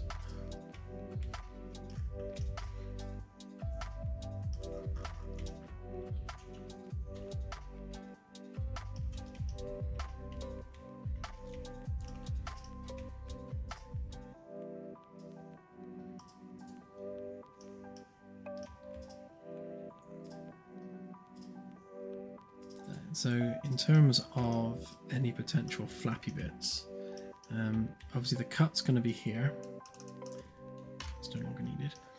So this is our weld line down the middle here.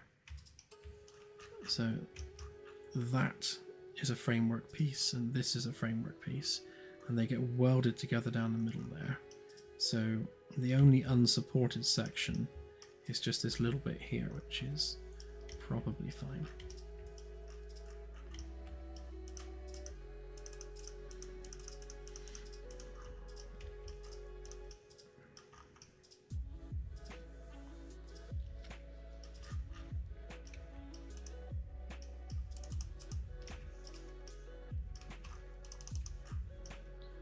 Okay, so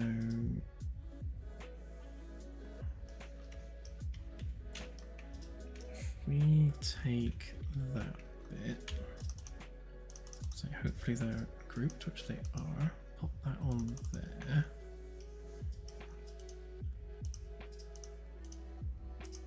Join them all up nicely.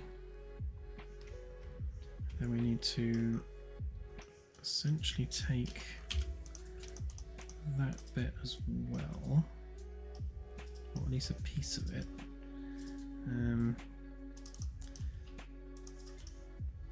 Yeah, if we take all of it for now. Pop that on there, explode that, join them together.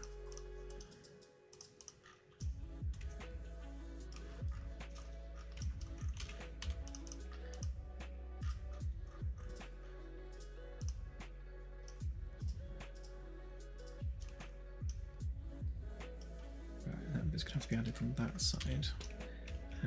Right, so we'll draw a cut through that in line with this corridor center bit, and that should give us our framework piece.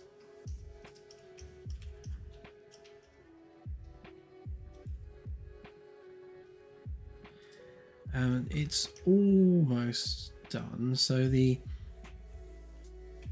outer hull bit is done, although it's only done as in done for now, because as you can see, it's extremely low poly around these sections. So this curve is like very, very low poly. So I need to smooth all this off, but I will smooth all that off, post demo, and it can stay like that for now. The only bits I need to actually add to that for GDEC are to simply, in fact, if I turn on GDEC, you'll see.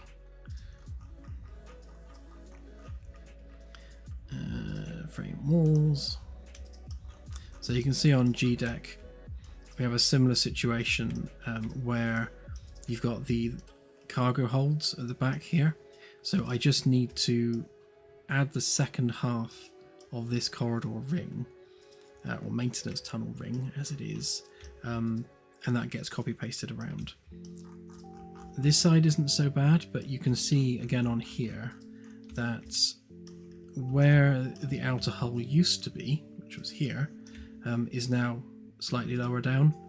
So this was the old profile of the saucer that went around there. So all these pieces just need extending out. It's not necessary per se for the demo. The only thing that's necessary is that these gantries are walkable and have collisions and you can't fall through them. If there's a bit of a gap through here, chances are most people won't notice anyway, and it's something that we can update at a later date. It's not hugely off, but it's off enough that it needs fixing.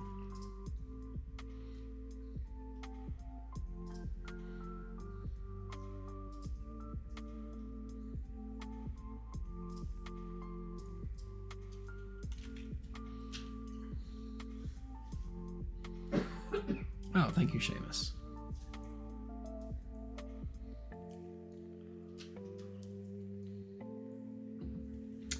Rough estimates. Oh god, it's always so difficult to put timescales on things, and I suck, absolutely truly suck at getting timescales accurate.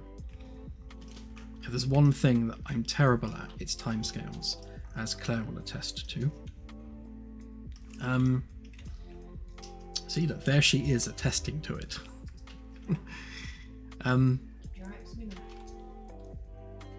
Honestly, it's so difficult to say.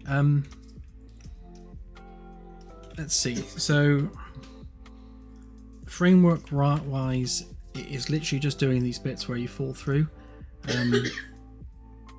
I'm not going to go into huge amounts of detail, fleshing all these areas out. Like, I won't build all the windows and things here for the demo because that's just unnecessary work.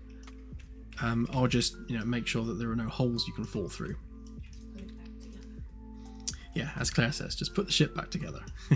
Yeah, so once all the holes that you can fall through have been patched up, then really it's ready for a demo update. That shouldn't take too long. And I know I say that a lot, but it shouldn't take too long. The sensors work is practically all done. There are a few bugs that need fixing, but the main work is done.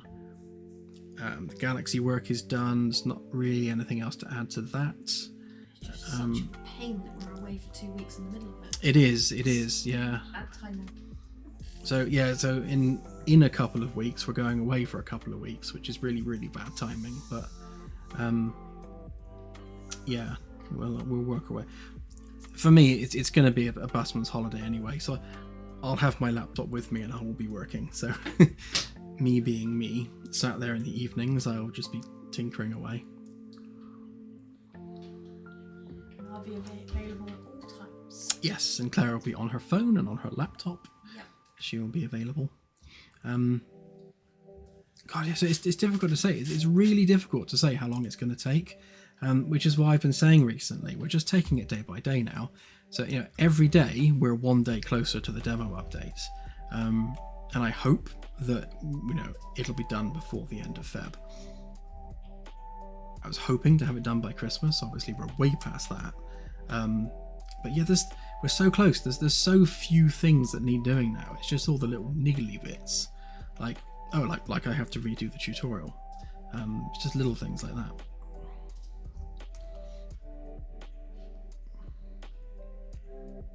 You just need to stop sleeping. Yeah, sleeping. If I could take an injection or a pill that meant I never had to sleep ever again, it'd be so amazing. I'd get so much work done.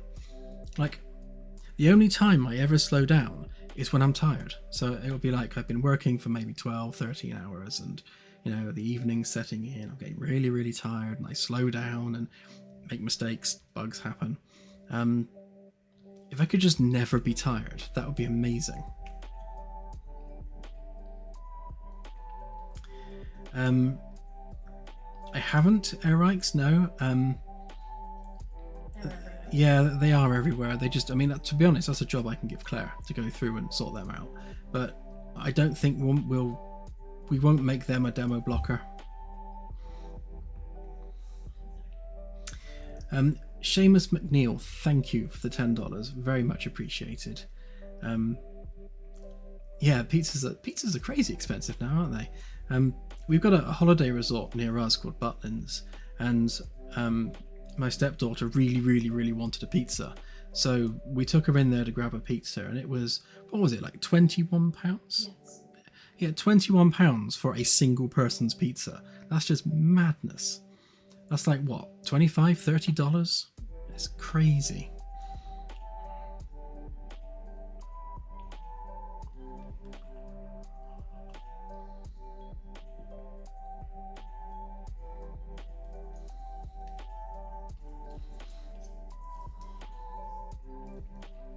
Ah, yes, the feature creep.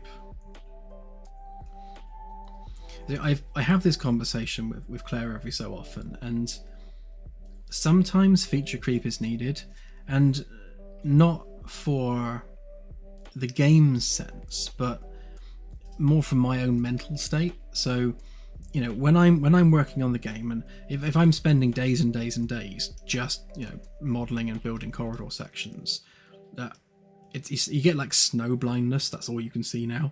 So sometimes I just need to, step back and make some office chairs that you can roll around in. It's just, it's one of those things where, for me, just working on something completely random, but still like relevant to the game, it just gives me a mental break and allows me to focus on something different. It's that saying, isn't it? A change is as good as a rest, and it's true. Just working on something completely random, just let my inspiration guide me. That's it's where some of the coolest stuff has come from. In fact, I would go to say, like, probably some of the best stuff we have in the game are things that I've just added on a whim. Just things that I thought to myself, that would be cool, like a YouTube player or window projections or wheelie chairs that you can roll around. Just little things which my brain's like, let's just do that.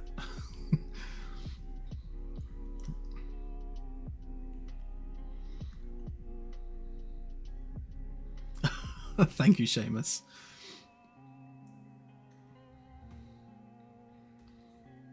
Yeah, our daughter loves pizza. That's like all she'll eat.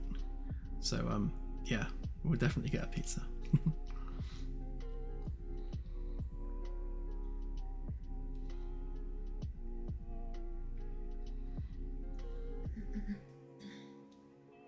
Oh yeah, ship's cat. That's another one. I think the ship's cat was more of a need. Needed a ship's cat. It's more like a demand. Demand. Yeah, I demand a ship's cat. And then everyone else went along with you, so I had no choice. Yeah. Thank you everyone for helping me fight Claire on that. Right, let's cut this thing out. Stop talking, Dan. Do some work.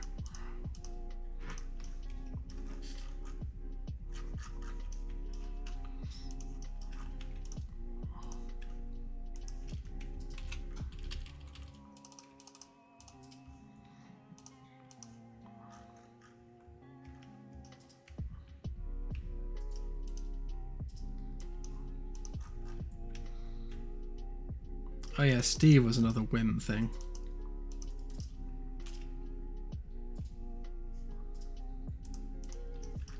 Like, wouldn't it be funny if we had a grey wandering around the ship? Yeah, why not? Let's do that.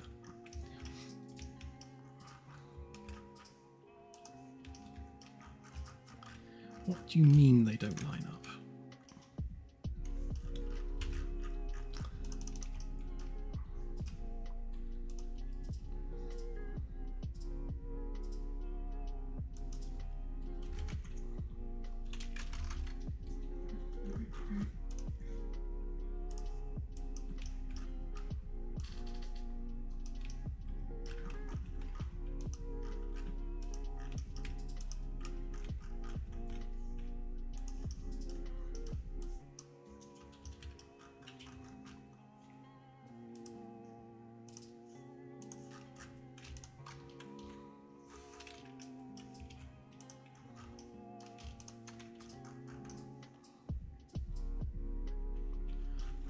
There would be weirdness happening here.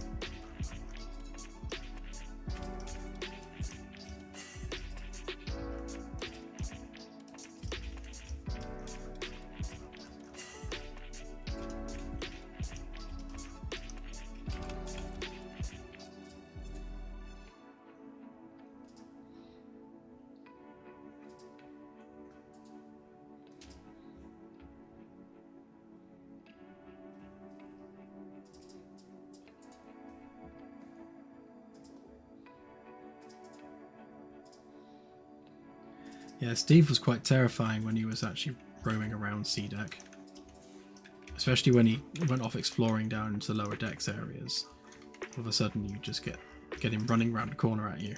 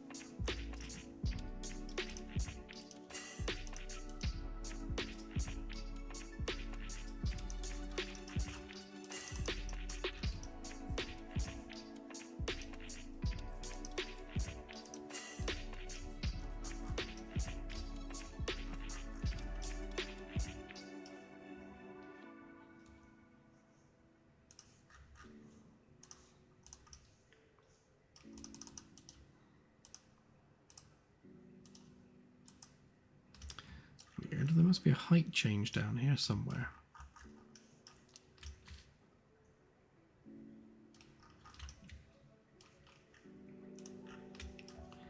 Something is not as lined up as it should be, but that's not actually the end of the world because we're extruding down from that anyway, so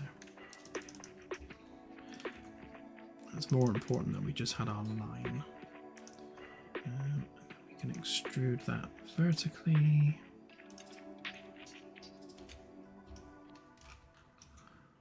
All the way through there.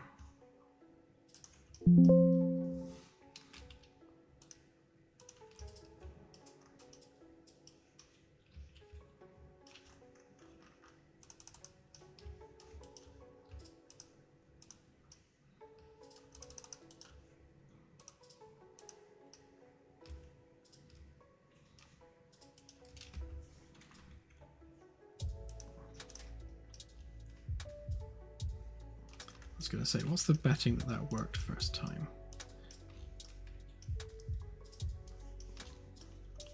Though we did separate those pieces, so that's a start. So if we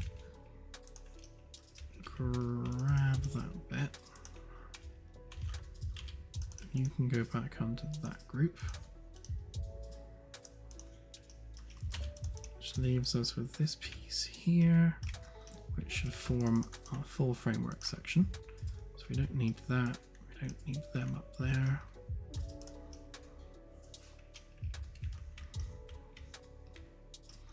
So if anyone's wondering what I'm actually doing here, the ship is built in framework blocks, no differently than a real world megaship these days. So naval vessels are built piece by piece. So like this section here, you'd have a piece of the ship which is built as one solid section. Generally, it has things like HVAC conduit, pipework already in place as part of the block. And then what they do is they then bring that block into position where it needs to be and then weld it all together.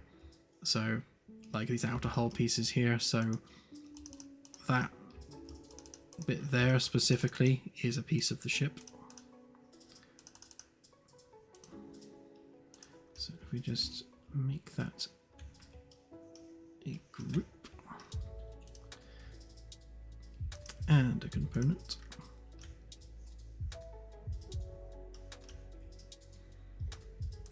Just make sure I'm doing this on the right side of the ship actually, because a lot of modeling work is happening only on one side.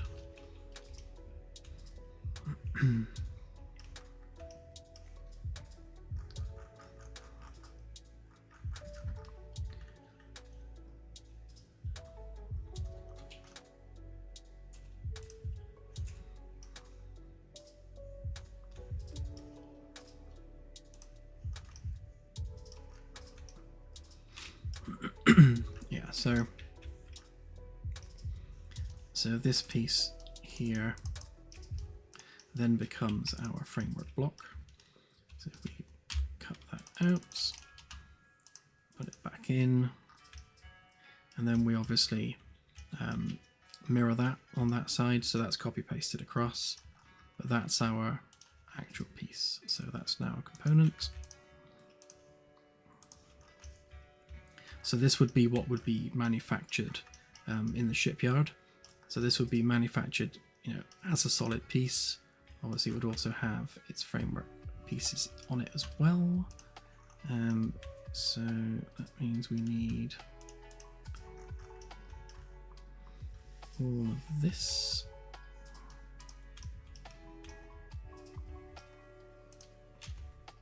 And in actual fact, let's add that bit to that bit instead. It makes a bit more sense.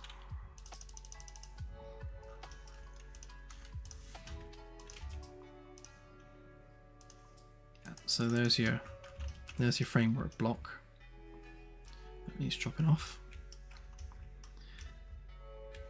So the next thing to do with this is just round off this corner here, thicken this so it's actually inch thick steel, same as the rest of it, well, titanium rather, and then join up all these bits underneath, and that creates our block.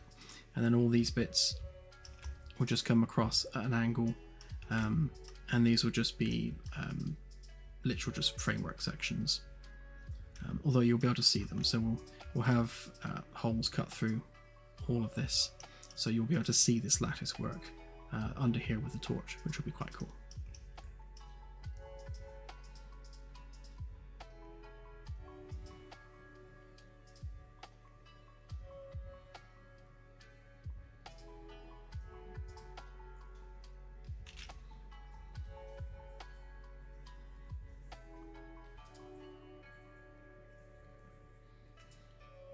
Yeah, I've watched a lot of videos of ships both being built and deconstructed, and it's really cool just to see how modular they are. And yeah, for modularity's sake, you could have sections which are interchangeable depending on mission.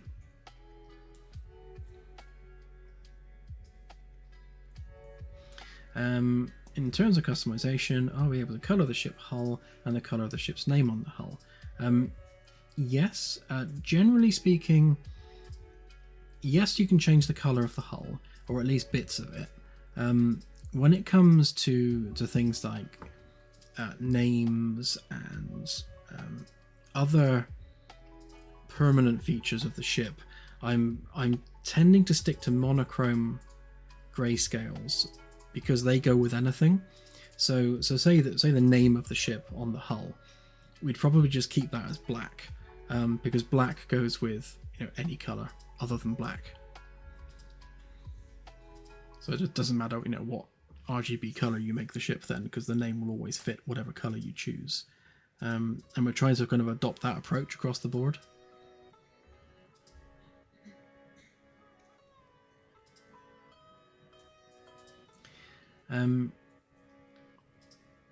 Yes, Dom. So right now, when the ship's unpowered, the doors just open, and that's for a practicality reason, because we don't have tools yet for opening them manually. Once we do have those tools in place, then yes, as soon as the power's out, the doors will lock closed for security reasons, and for because of the fact that every room on the ship is a pressure vessel. So again, with all these framework pieces, they're designed so that you can see on the outside you've got a hollow structure with an open side, and you'll have all the pipes and cables running through the cavity, but on the inside it's solid, so there's no holes there, and it will have a solid ceiling as well and floor below, and that makes this into a pressure vessel. And then the only hole in that pressure vessel is the door and the vents for the airflow.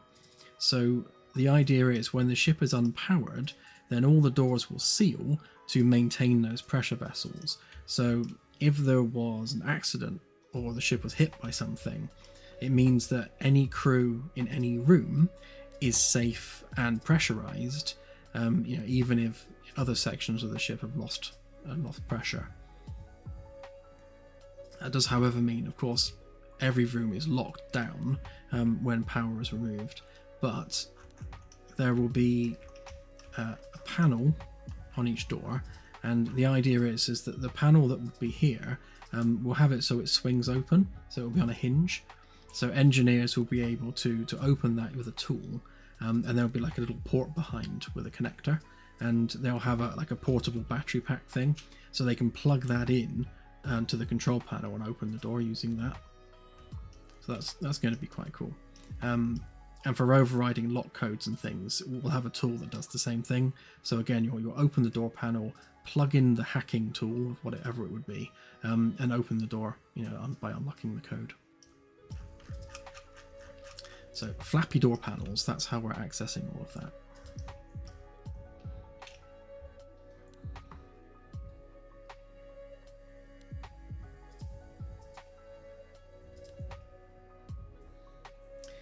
Oh, good night, CSI. Have a good one.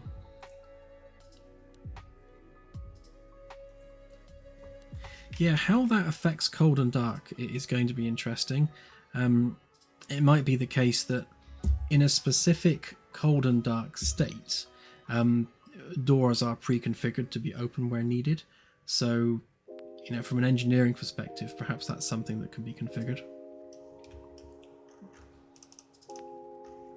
I guess what you don't want is for an engineering crew coming aboard the ship to have to manually power up every single door just to get to the startup capacitors. So we'll probably have the run that you need to take down fully open all the way, as distinct from an emergency loss of power, which we would have to treat differently.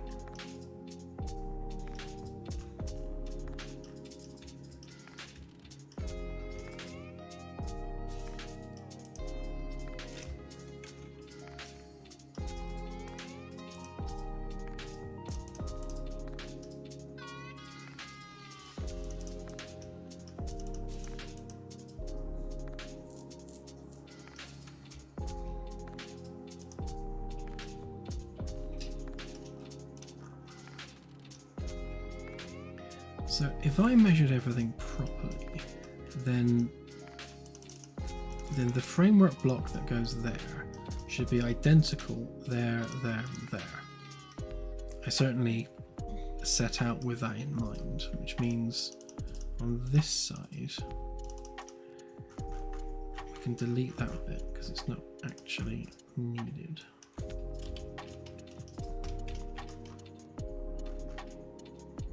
If we can get to it, that is.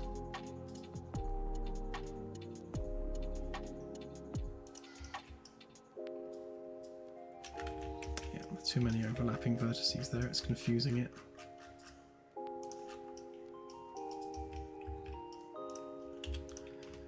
Are you a component? No. Are you a component? Yes. Okay. Let me just copy that over there.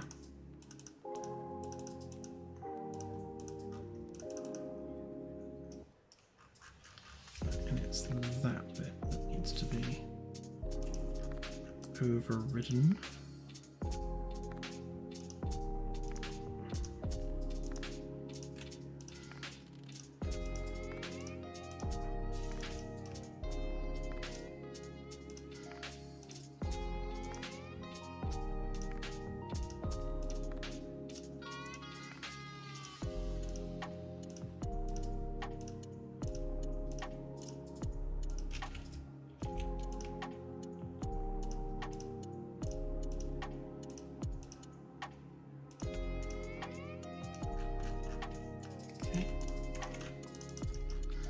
So that bit's not needed,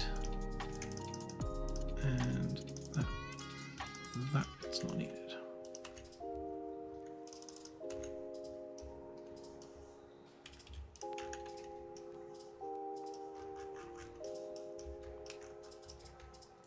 Look how perfectly that doesn't line up.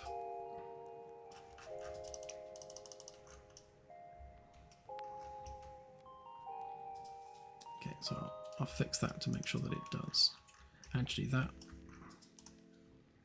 Right, so this piece, the piece that we're using, actually is correct because it's lined up with the center of the ship more. And where's our middle? There. Yeah, so that line is correct. It's this side that isn't.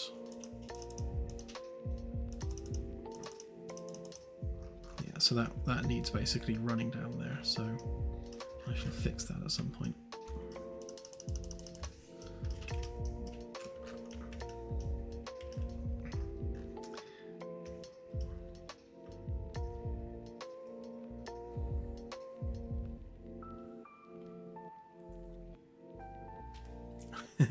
Thank you, Archer. I'm glad you approve.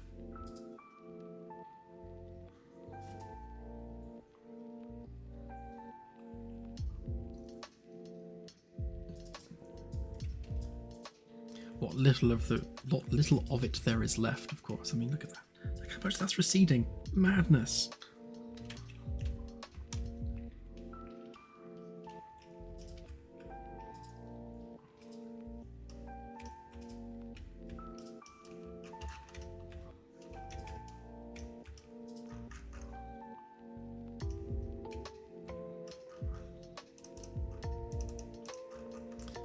Sort this out while we're here.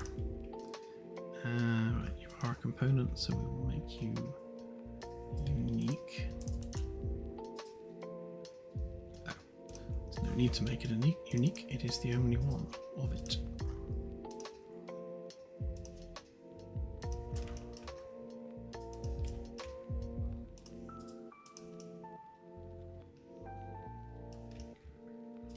Actually, this particular piece isn't in keeping with how these framework blocks are made. So generally speaking, every corridor on the ship is half a framework block. So all the corridors are placed at the edge of the framework pieces. So all the world lines run along the corridors. Where we have a situation like this where there isn't a corridor running down that edge, then we use the same half a meter gap. So it means we need to have a straight piece running down here, which is what this is. That should be 20 centimeters to the edge, which it is. Yeah, so this particular piece marks the edge of the framework. So then we have that slight overhang, because obviously we need room for welding tools to get down there. So if you imagine the opposing piece also having the same gap, then you've got this cavity here. It's actually 40 centimeters. So you've got a 40 centimeter cavity to get welding tools down there to actually do the welding, of which those are automated, of course. They're AI-driven welding tools.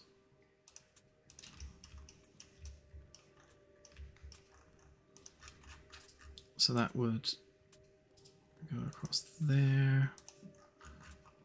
It needs to be trimmed. So we'll have one more piece of that which goes in there. In fact, why don't we... I can't do it on this one. So the beauty of it being on a circle is you can spin it all around the middle point. So positioning an extra piece there becomes really easy, but you can't do that when it's over there because obviously the middle becomes here somewhere. But now that we have extruded this, actually we can go ahead and thicken that up. So if we just do that,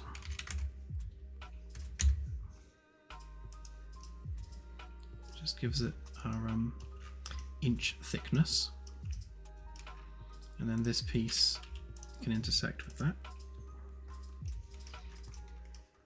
We'll get rid of that one.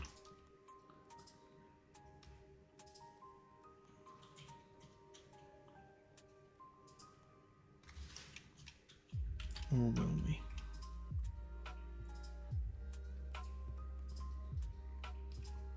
Might have two next to each other, maybe.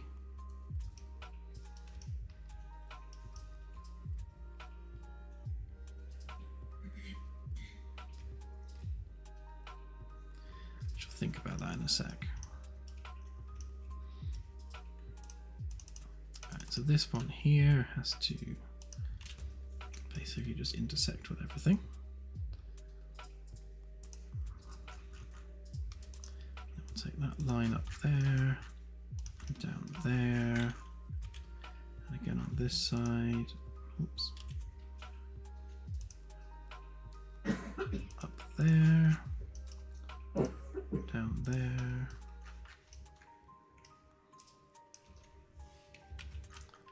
Would help if I drew it across the top as well.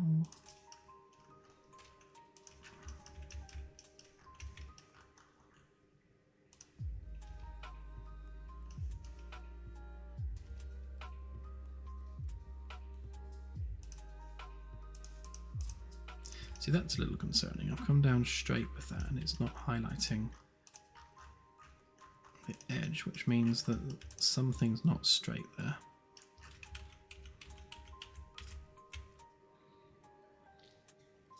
Oh, thank you, Luck Dragon. Noob question. The 4 supply valves on the aft bulkhead and lower fuel coolant room, are those umbilical supply? No, those particular ones, well, yes and no. At the front of the ship, which would be here, there's going to be a fuel scoop essentially at the front there. So that's going to be gas harvesting hardware, and behind that will be the main fuel and coolant tanks. Basically, it's the gas extraction hardware and the gas separation hardware. So it'll be the hardware that separates out the helium-3, the helium-4, the deuterium, etc., etc., etc., into its various holding tanks. The input valves that you see in the coolant room basically feed into that. Right now in the demo, there's just a magic sphere on the other side of the wall that just spits out infinite fuel. But when all the refueling systems are built, then that's where those pipes will lead. So they'll come down through the floor and into this holding tank where the initial fuel is, captured. If that makes sense. The umbilical supply will probably be on the other side. Maybe. Or maybe on the port side, to be honest. That might make more sense, but we'll see. And those will also flow into the same tanks. So whether the source materials are coming from the harvesting hardware or whether they're coming from the umbilical, they all go into the same holding tank before that's distributed around the ship. Because if you think about the fact there are going to be fuel and coolant tanks in each of the engine pods, there's going to be the same for all the RCS hardware. Each set of engines will have its own fuel and coolant tanks adjacent to them. So the ship won't have one giant fuel tank that powers everything. The fuel is piped where it's needed. So if you were to lose like one RCS cluster and its associated fuel tank, then the other RCS clusters will still be completely unaffected because they've got their own individual fuel supplies, their own power supplies, and they're completely independent. And the same with all the engines as well. So if you were to lose one of the engines, then the other 3 engine pods are completely self-managed and can keep on ticking without an issue. It's all about the redundancy. I used to work in IT networking, so redundancy is a big thing for me.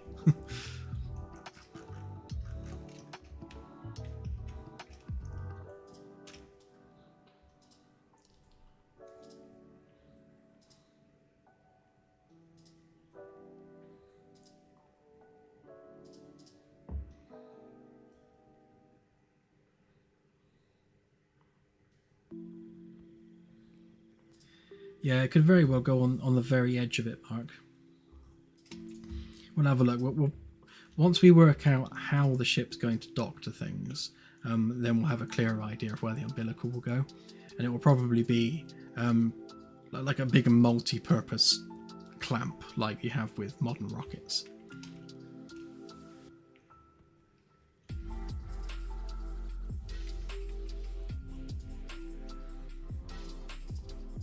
You're right, Weasel Tube, actually. That would be quite cool for a skate park. Has a nice skate parky feel to it, doesn't it?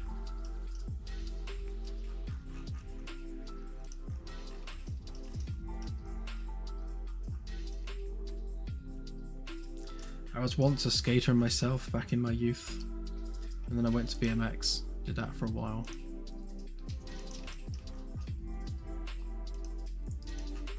To be honest, I preferred the BMX over skating, probably because I was better at it, to be fair.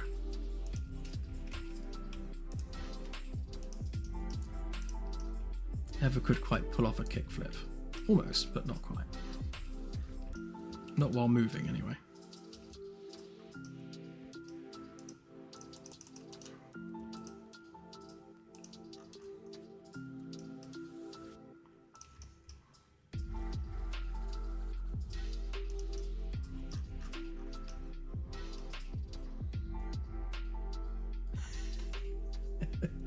Thank you, Firstus. Payment is not necessary to ask questions. Just ask questions.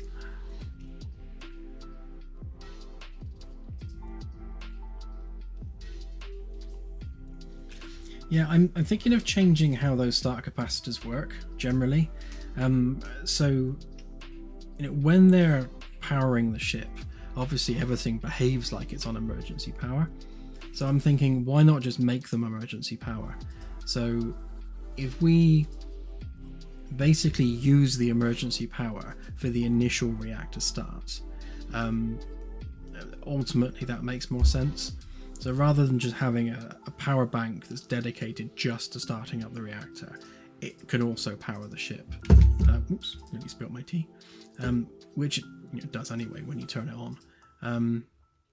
So we'll have the emergency power batteries also start the reactor, and it gives that nice distinction between the main power and having the ability to switch to the backup power. It's just that other element that people expect to be able to do.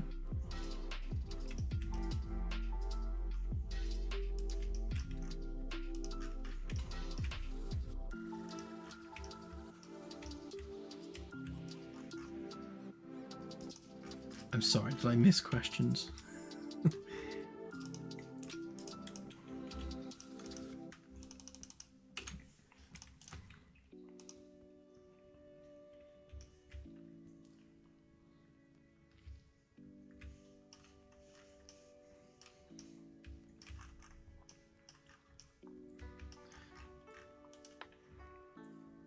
Yeah, Ava being vocal is an interesting one, because it's like, how vocal do you want Ava to be?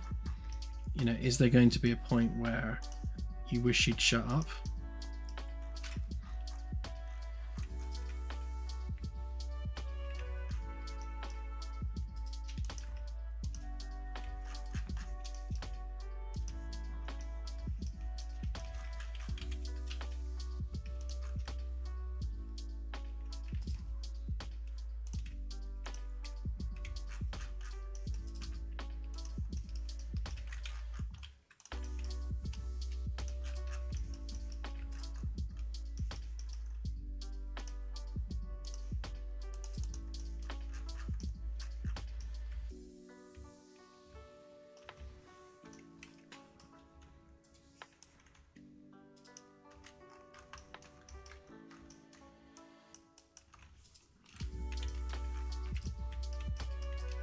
Yeah, I think sticking it on preferences is a nice idea. Because ultimately, yes, we do want Ava to be reporting on stuff. Yeah, but we don't want it to be too verbose. See, I was thinking about that on the bridge when you do the scan, and she starts talking about doing scans. Like obviously that sound is supposed to be coming out of the console, so the console needs little speakers to indicate that that's happening. But if other people are also doing stuff on the bridge, then obviously she needs to be reporting back to them audibly what they're doing. It's one of those things where, if you're watching something like Star Trek and you've got the ship's computer just, narrating what's going on, it's like, what about all the other people on the bridge doing all those different things? Why isn't she responding to them? So it is a case of, if we have it so that the ship's computer voice that comes out of the console really isn't really audible much beyond that console, then you're not going to get this massive overlap of voices everywhere.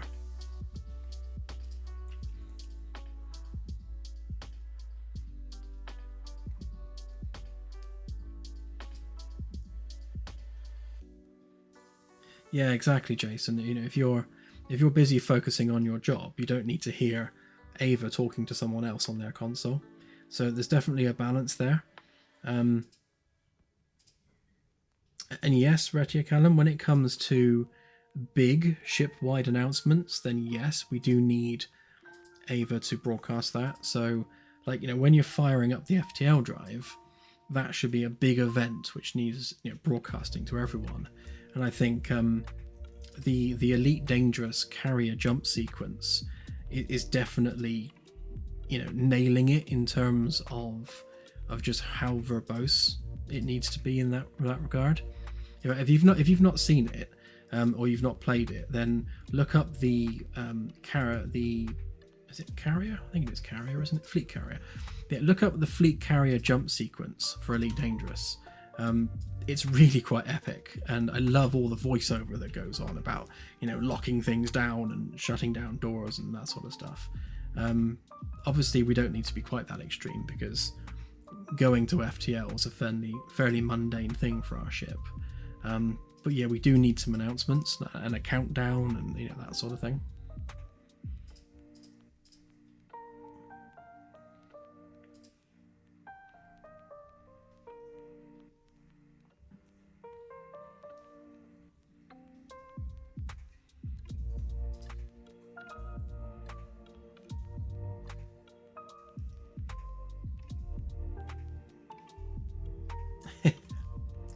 Yeah, I had that recently, actually, at Retia Callum, and I was in the local supermarket, and one of the machines, a few people away, loudly announced that its card was declined.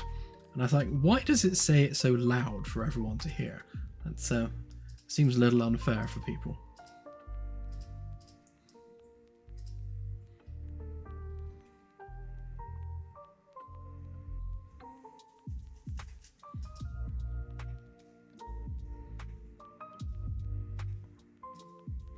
Oh yeah, that alien Romulus moment when you're bouncing up and down.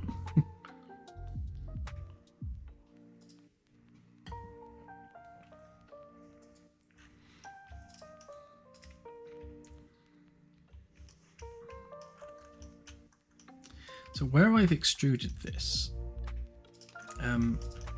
obviously because it's extruded on an angle, that edge is angled. And I'm just thinking, for this piece, because it's mostly flat at the edges, I'm going to re-extrude that vertically rather than following the direction of the face. So if we take our edge, and it didn't include that, so that doesn't help.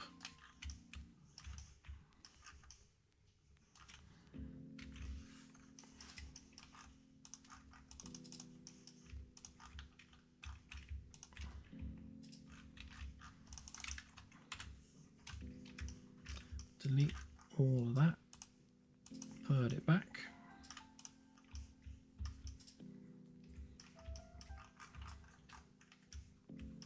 Right, and if we now extrude that by vector, like so,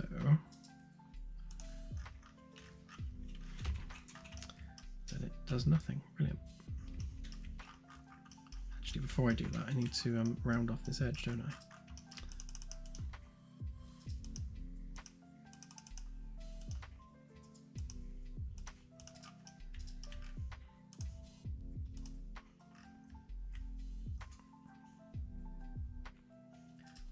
think I went with either 50 or 100 for that curve. Let me just check on EDEC.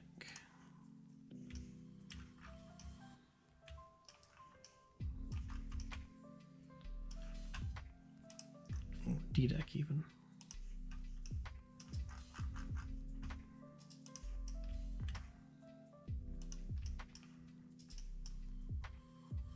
Yeah, 50 exactly. So I'll do the same there then.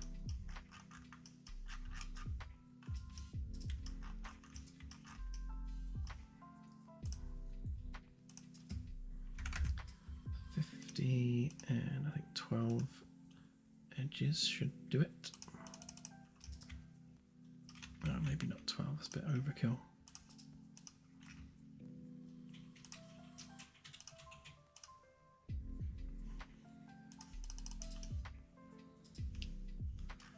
It's better.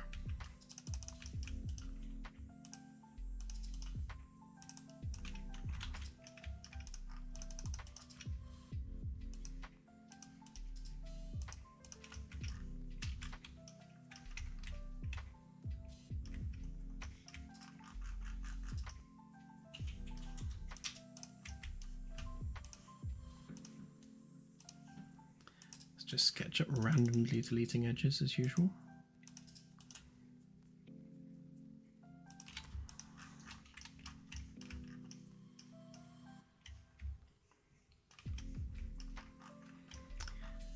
Right, so we want, of course we can't do a vertical extrude on this actually, thinking about it, because we've got this vertical edge here, so a vertical extrude is going to do us no favours.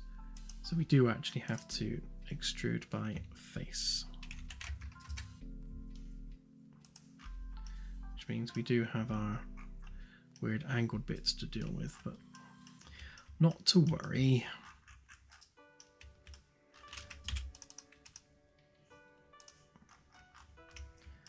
What I'll do is, if we just go vertically from there,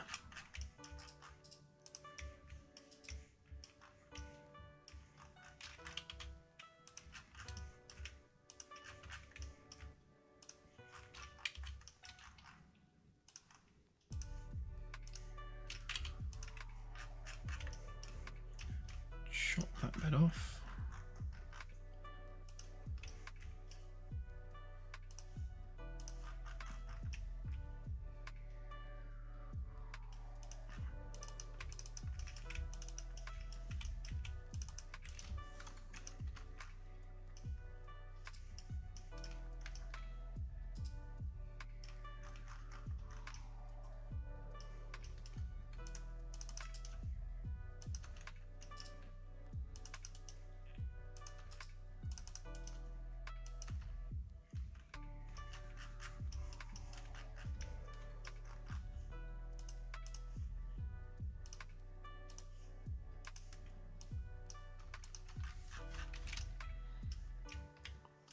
Okay, and hopefully that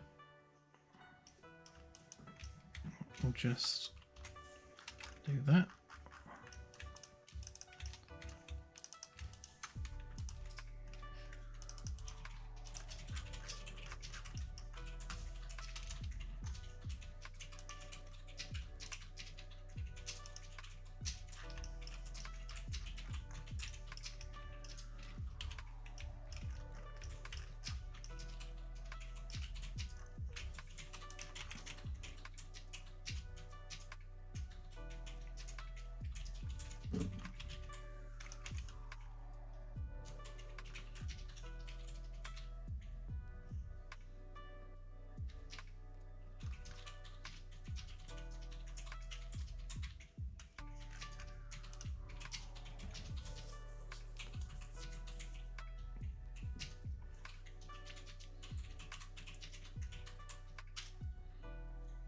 So what we're doing is every crew member is going to have like a Bluetooth style headset on, and that's also an AR projector. So the in-game HUD is actually an AR projection from the little ear device that you're wearing. and that's also going to double up as the comms device as well.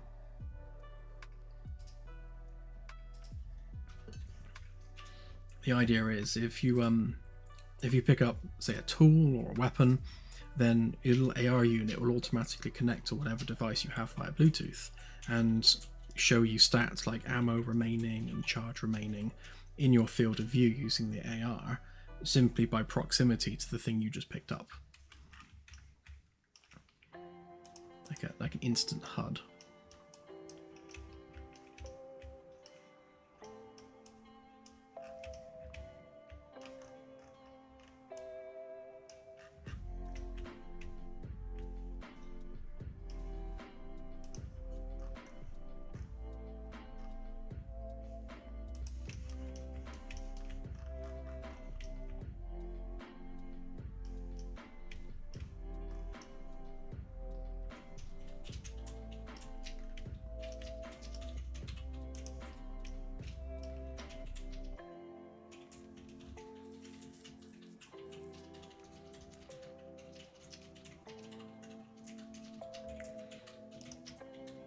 Yeah, I was tempted to physicalize Ava in some way.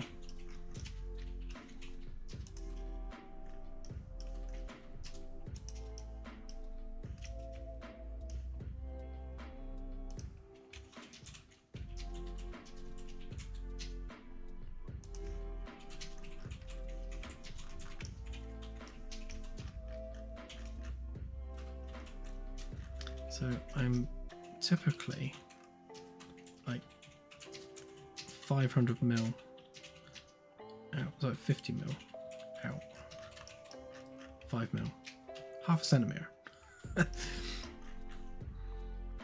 So I just need to cut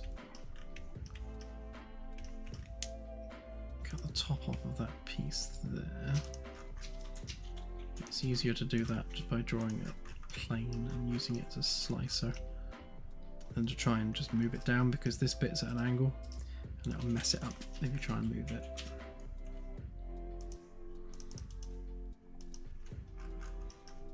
I can just get rid of that bit then.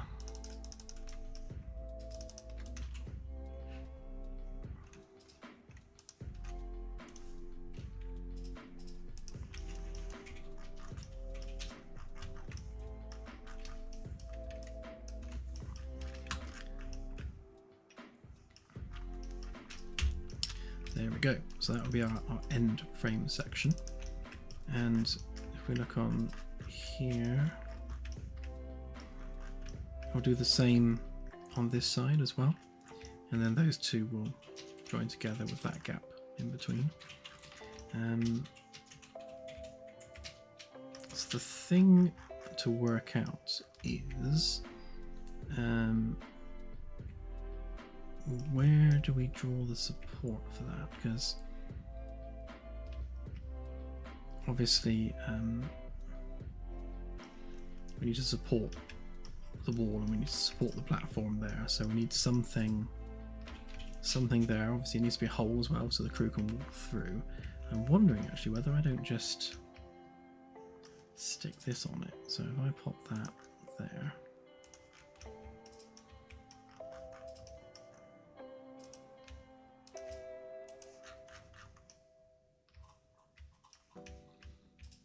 and if I do that on the other side as well, then there's still a gap between. Probably makes the most sense.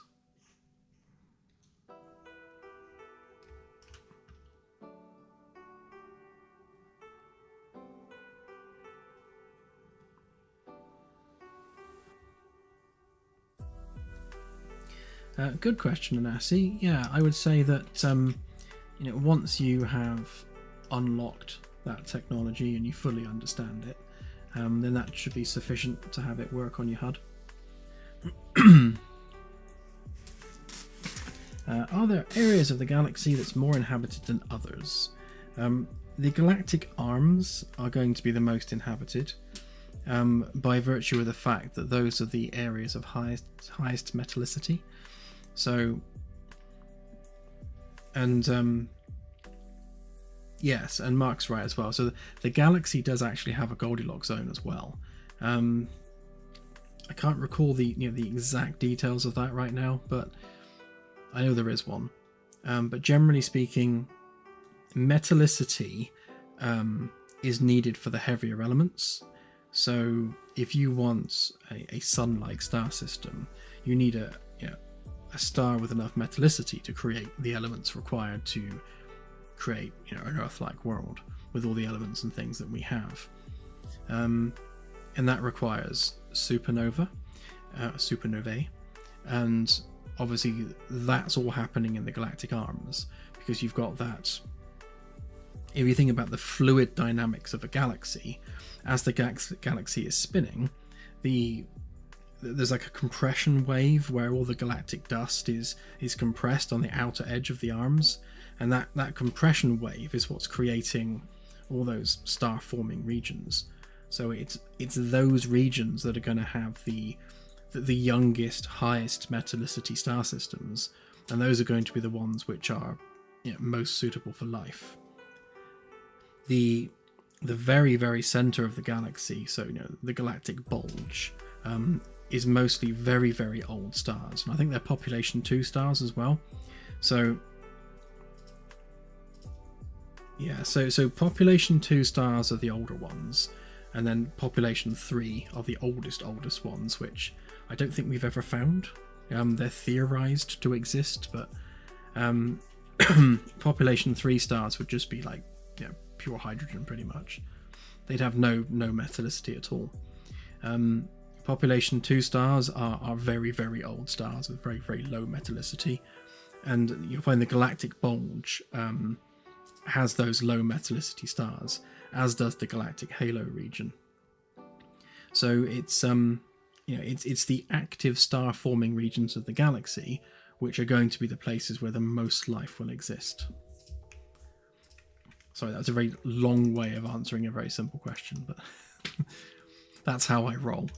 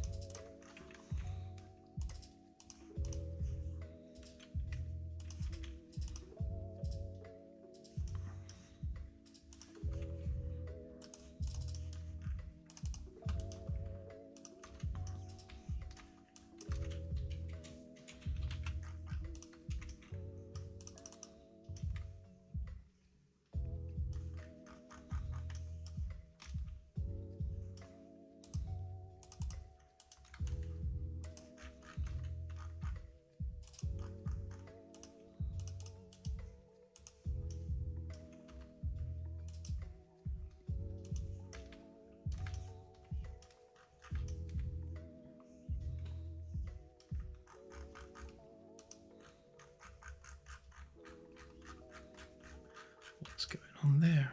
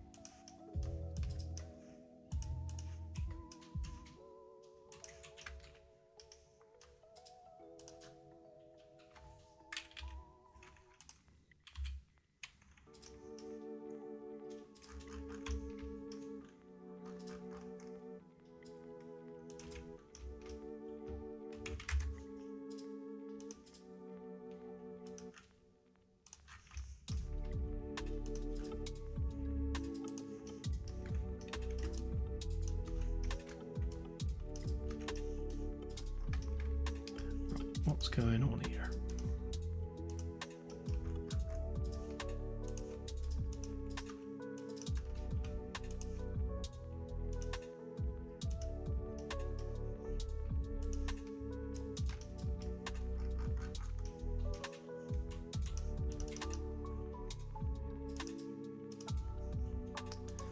Oh, I see.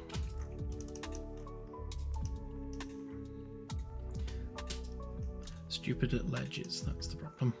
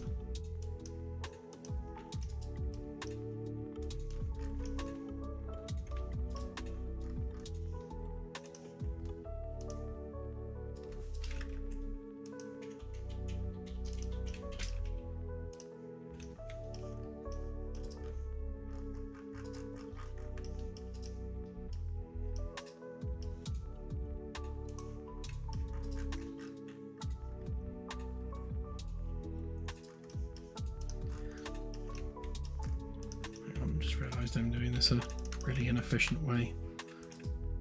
All I need to do is just extrude that face and I'm done.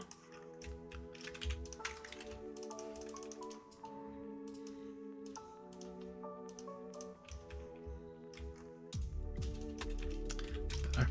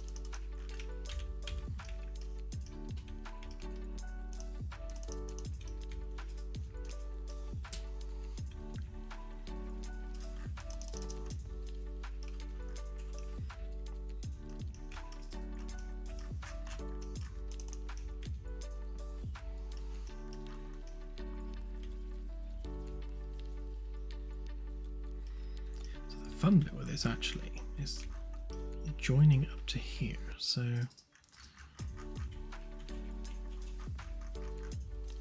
get rid of D deck, bring back E deck. So right now this is kind of a hard interface with this edge. That will need smoothing off at some point.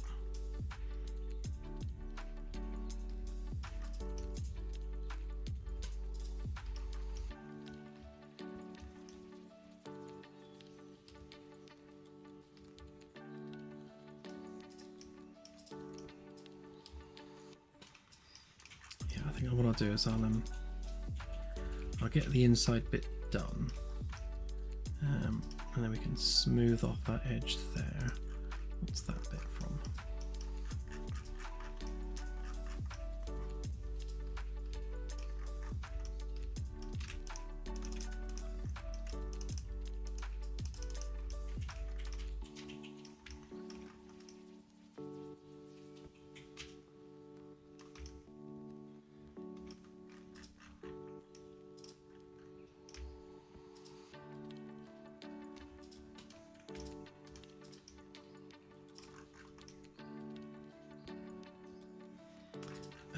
I see.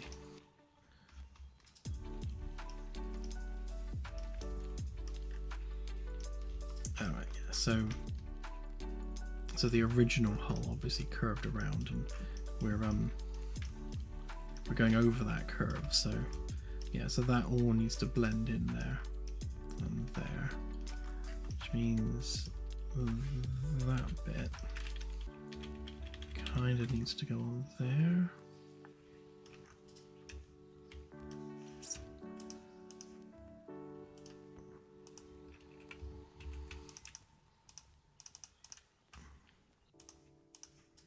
pop that on there a minute.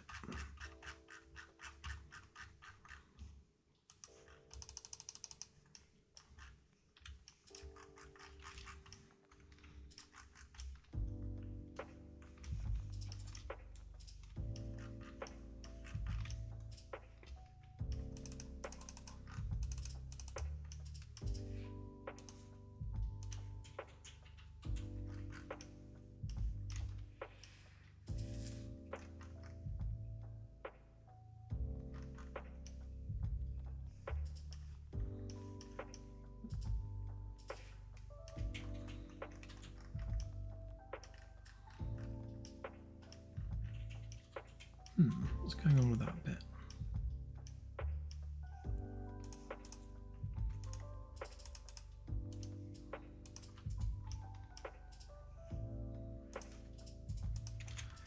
Is that the same height as that? Yes. Is it the same height as that? And is it the same height as that? Yes, great. Which means if I join that to that,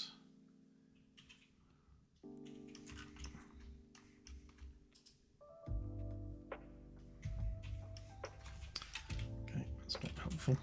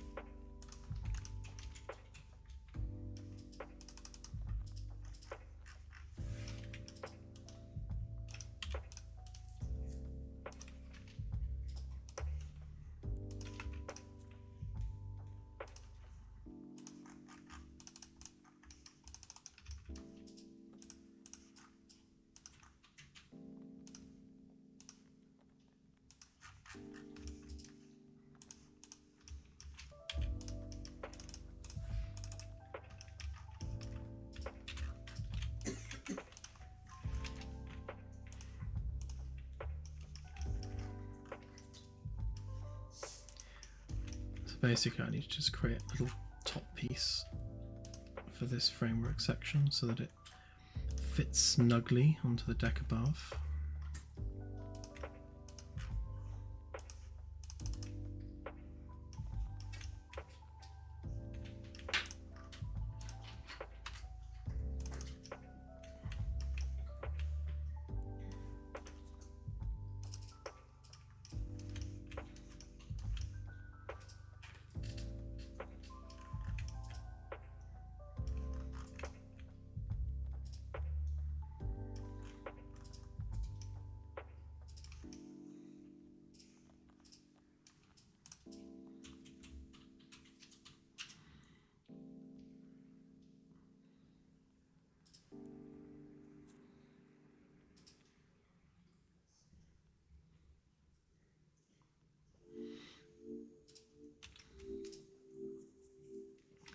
Yeah, I started off doing ArchViz work, and SketchUp was the tool of choice for doing all the ArchViz, and it's just something I've stuck with.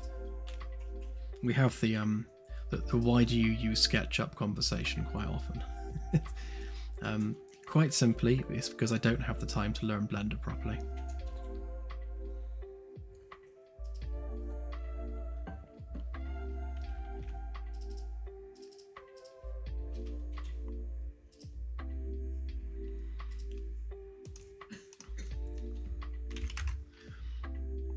from what I've seen and my own personal experience with Blender, SketchUp is easier for, I guess, a lot of the architectural stuff, whereby you want an exact length on something, you want an exact extrusion, and you can switch between metric and imperial on the fly, literally just by typing it in. So, if I wanted that line to be 3 inches, I just type in 3 inches. That's now a 3-inch line. If I want to extend it by 5 centimeters, I just do that. And if I want it to then extend by another foot, I do that. So we're switching units completely on the fly, literally just by typing it in. I don't know whether Blender can do that. It probably can, but I wouldn't know how.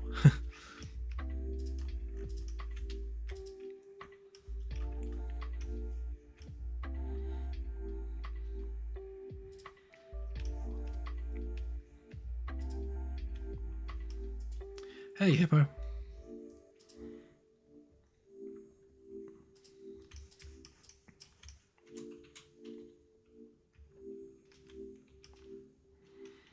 Yeah, I think that's the point, is that doing the things I need to do is quicker and easier in SketchUp than if I were to do it in Blender. Now, obviously, Blender can do soft surface modeling and molding and sculpting and things that SketchUp can't do, like proper UV mapping and proper normals and all that sort of stuff. But I do that in Unreal, so I don't do face weighted normals in SketchUp because SketchUp can't do that. I don't do any of the UV mapping in SketchUp because SketchUp is rubbish at doing that.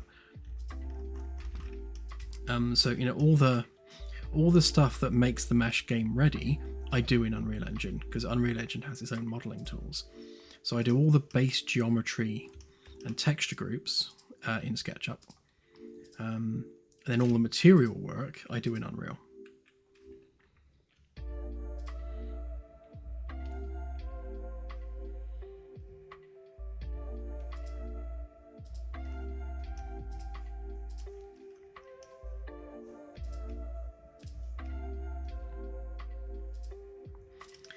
I guess unlike a traditional game, what we're doing is more engineering work.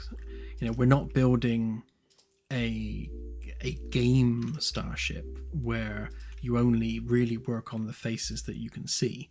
Where you've got a back face, there's nothing, there's just empty space. We are engineering this ship as though it were a real ship. So it makes sense to use actual CAD software where that sort of thing is the bread and butter.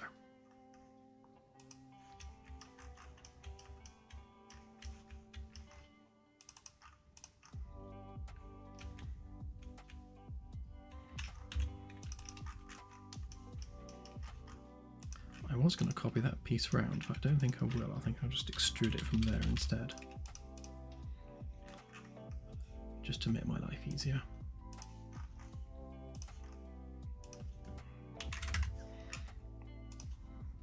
See, again, can you do that in Blender?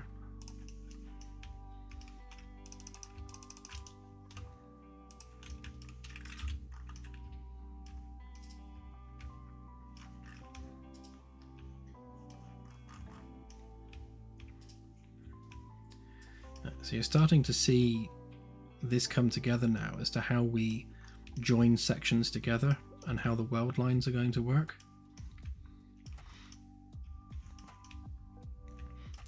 And we also get to see how this piece here is going to work as well. I think that's probably going to overlap. Oh, actually, no, it won't. No, I think we're good there. Yeah, so you'll have just like a thin gap down the middle there, but that's fine for that piece. And I like that. I like that you'll be going down this maintenance tunnel, and obviously all these sections are evenly spaced apart. Then you'll get to this section here where you'll have two in close proximity to one another, which is different. And then you get to think, well, why is that bit there different to all the other ones? and then you see the weld line, and then you think, oh, okay, so that's where the ship's welded together, and that's why those bits are different. So it's, you know, the engineering of the ship is creating the look of the ship, and you know, these what will be 2 framework sections here are literally there for a reason. They're not there because some graphic designer thought it would look cool. They're there because structurally that's what's required. And you know, that's the cool thing about doing it this way. Everything is structurally sound and done for a reason.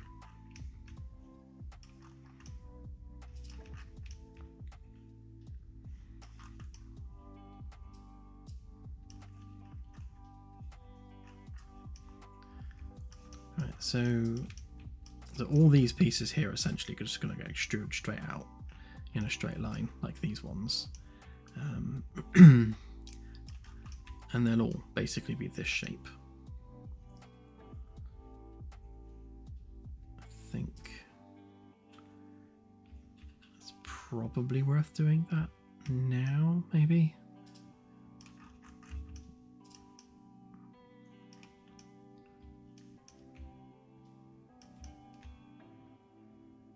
They should be in line with this edge here. Does, however, mean each one of these is going to have to be unique. Well, actually, unless no, I'll make a separate piece behind for each one. So, because all of these are grouped objects, components, so that obviously if you change one, it changes all of them. We don't want to break that behavior because that's useful.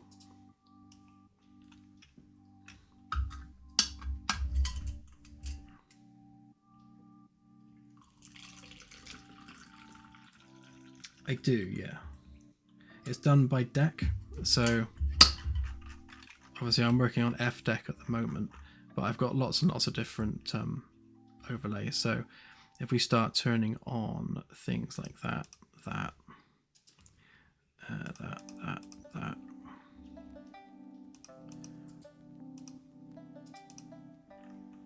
see, we can start turning on all the different bits of the ship in layers.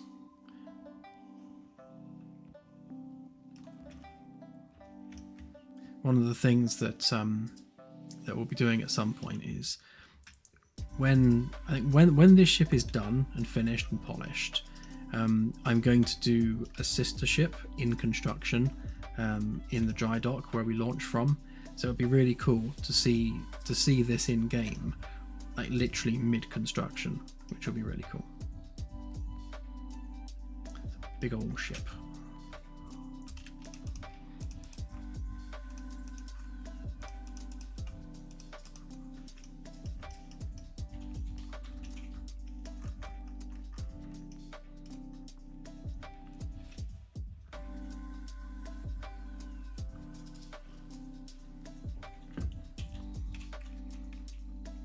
Yeah, I haven't got all the HVAC stuff on this particular save file, but I've got another copy of this where I've got all the HVAC conduit running through it as well, which is absolute madness.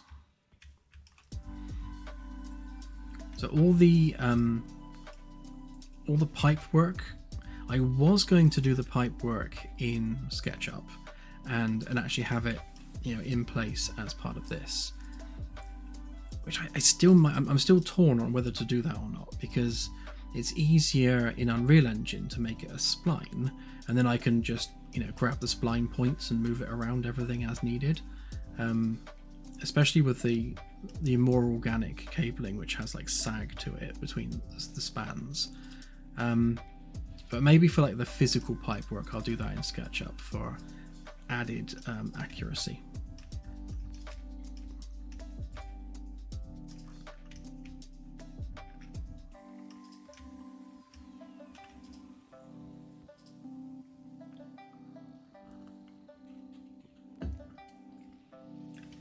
Yeah, I use splines already for things like handrails, so I don't have any.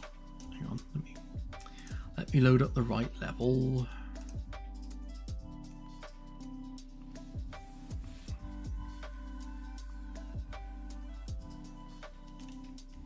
So not those ones. Oop, where are we? So hang on, flying through the bowels of the ship here. Help if I could see. There we go. So things like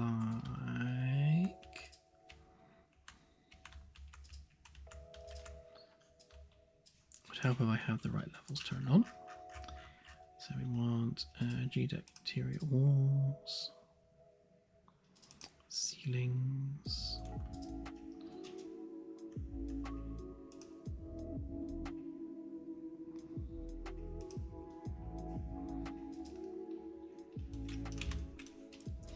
So all the stuff I'm doing in SketchUp, in fact those exact sections that look like this in game, obviously right now this is using fake lighting, so under the actual lighting conditions it looks a bit more like this.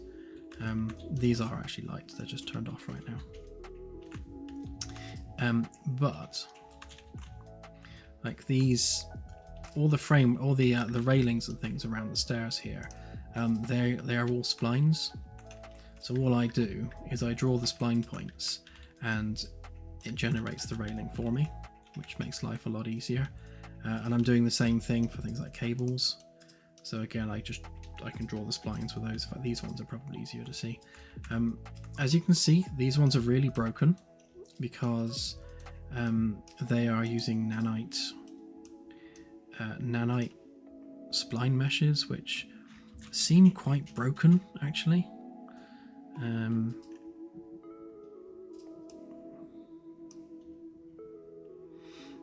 And I was going to do something about that. Do we have our spline mesh available? No, of course not.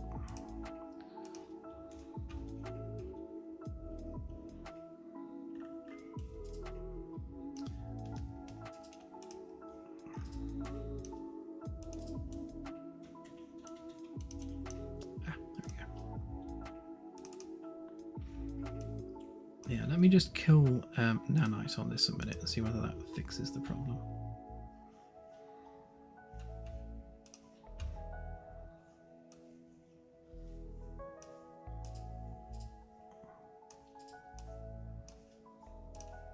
Yeah, there we go. So that's better. So you can see all these cables are splines that are just pulled across. See, it's funny because Epic said that splines were now supported in nanite, and yet if you turn nanite on, it absolutely like ruins the spline mesh. So like obviously spline mesh support for nanite is not great right now.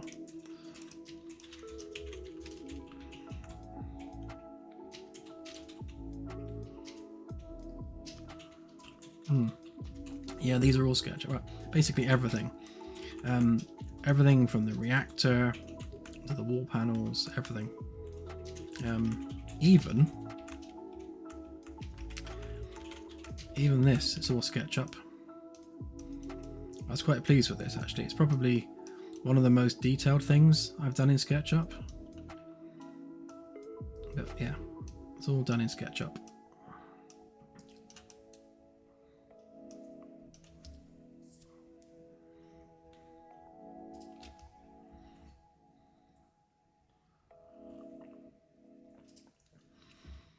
Hey Celtic Gundam, haven't seen you for a while. Very good, thank you.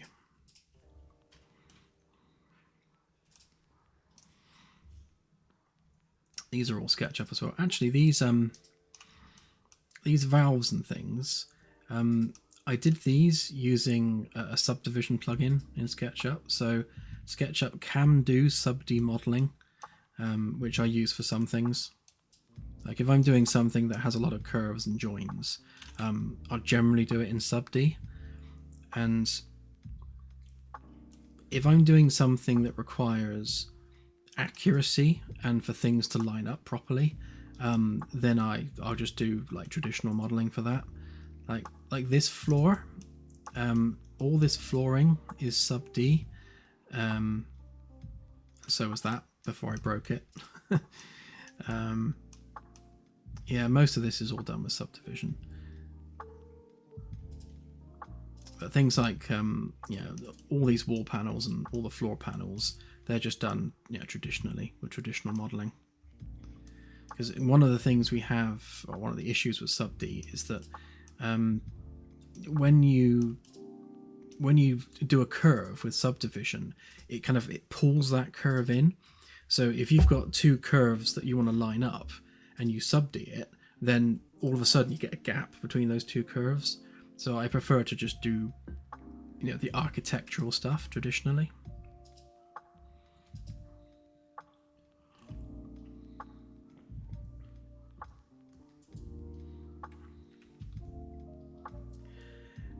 No, Anasia, I won't join the pipes up yet. I'd like to, but there's just so many other things that need doing. I haven't got time. Like, I've got to put panels on these yet and put the window panels in there and fix whatever that is. That's probably bad normals, actually. A good example of how SketchUp does trash normals and then how you can fix them in Unreal. There we go, look. Face weighted normals, done. Ha, or not.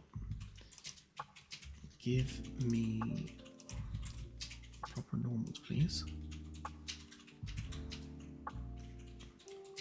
Oh, better at least.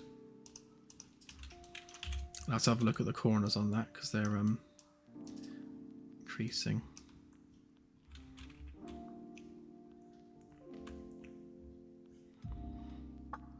But yeah.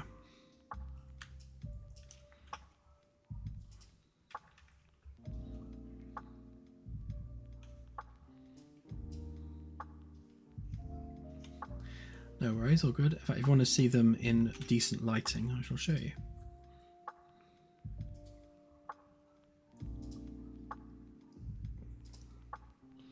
I'll give that a try first, thank you. You can blame Claire for that one, she put it there.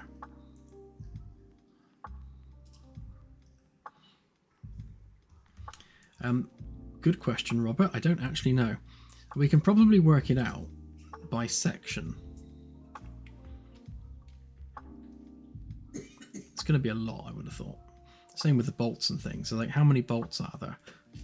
I'm guessing hundreds of thousands. And I should know, because I had to place them all.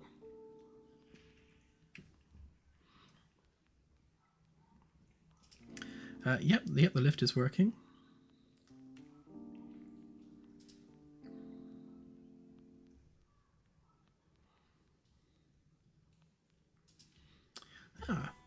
Seem to have found a bug.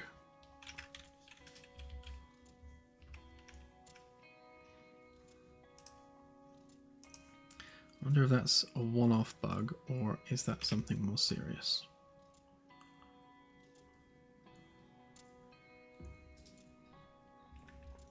All good.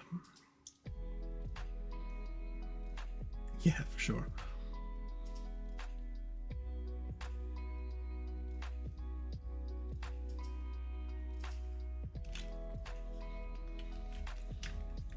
Interesting. Okay, so I'm glad I tried this actually, because it's highlighted an issue with reading the SQL data, I believe, which is this. So basically, when it starts to try and generate the galaxy, it's running a DB query, and it kind of forces the engine to wait until the DB query is completed. And I'm wondering whether it's forcing it to wait too long.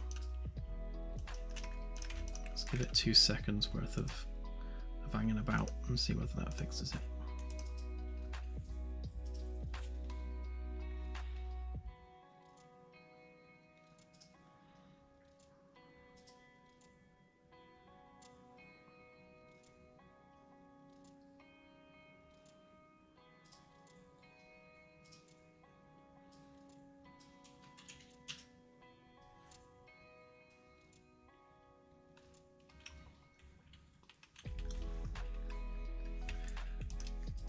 Okay.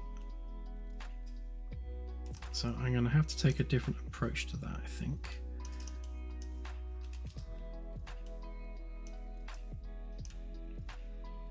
So let's just override that behavior completely. So this is the system where we load backer star systems, and I was forcing the engine to wait until we have that data, which works fine on my test level, but obviously with all the other stuff going on the main level, it's not happy with that, so we will just skip it for now.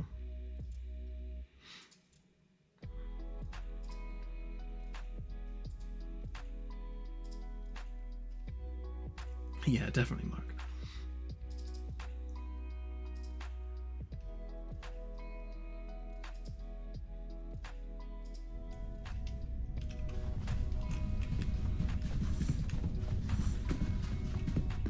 Keep forgetting I painted the ship pink. Let's go move the ship somewhere better angle, and then fix that too.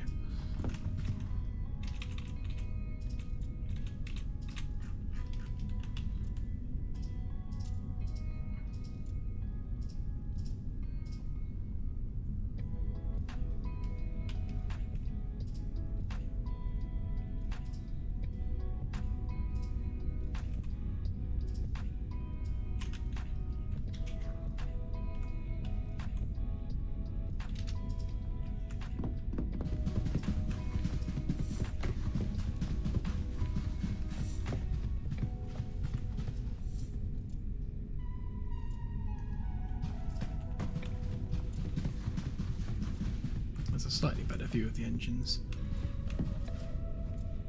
You can't really see the new bit I added.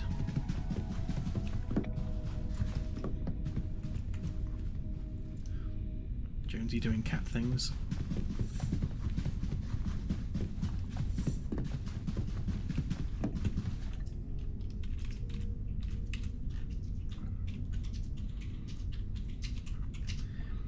Yeah, so I tried adding just a bit of surface detail on top of the engines, just that little bit of a lump, but I'm not very happy with it, so I'll take that off. And you can see on the underside there, we've got just a bit of extra depth to them, where they connect into the engine mounts. But again, that's just the underlying metalwork. This will actually have hull plating on top, so it won't be just plain like that. It will be actually, proper hull plating.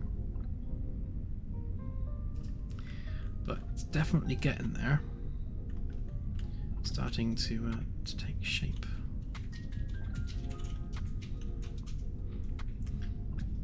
One of the things I keep kind of going over is how dark the ship is when it's not in direct sunlight. Now obviously, we're doing this realistically, so where there is no sunlight, nothing is lit up, so the dark side of the planet is genuinely dark. And unlike TV, where every starship you see on Sci-fi is lit up from every angle, there is no side of it which is completely black, because there's always some ambient lighting going on. So it's like, do we apply a touch of ambient lighting for the visuals, or do we leave it so it's properly realistic in that you cannot see it from that angle? Yeah, it will have floodlights and things, so right now obviously there's no real lights on the ship, so we will be able to light up the hull in places, but maybe not the whole thing.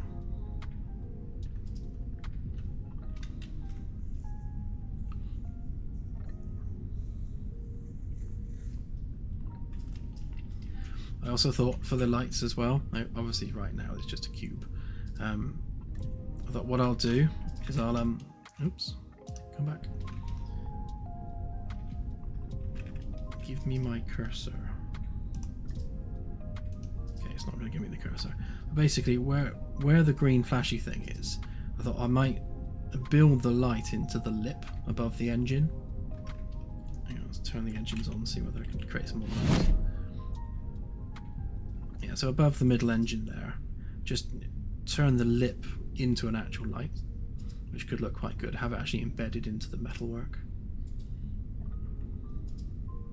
And then same way is that, like on the wingtips of planes, the actual nav lights are kind of built into the structure of the wing, and something like that where the light is built into the structure of the back of the engine could look quite cool.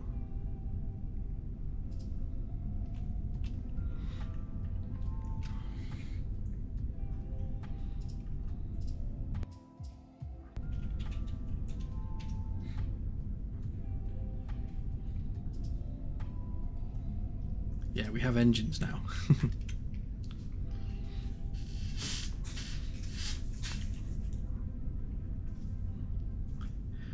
Yeah, well, once we move to real-time GI, so hopefully we can turn Lumen on at some point. You know, when performance and the average spec get to that sweet spot where we can turn on Lumen, then lighting from windows will light up the outer hull as well.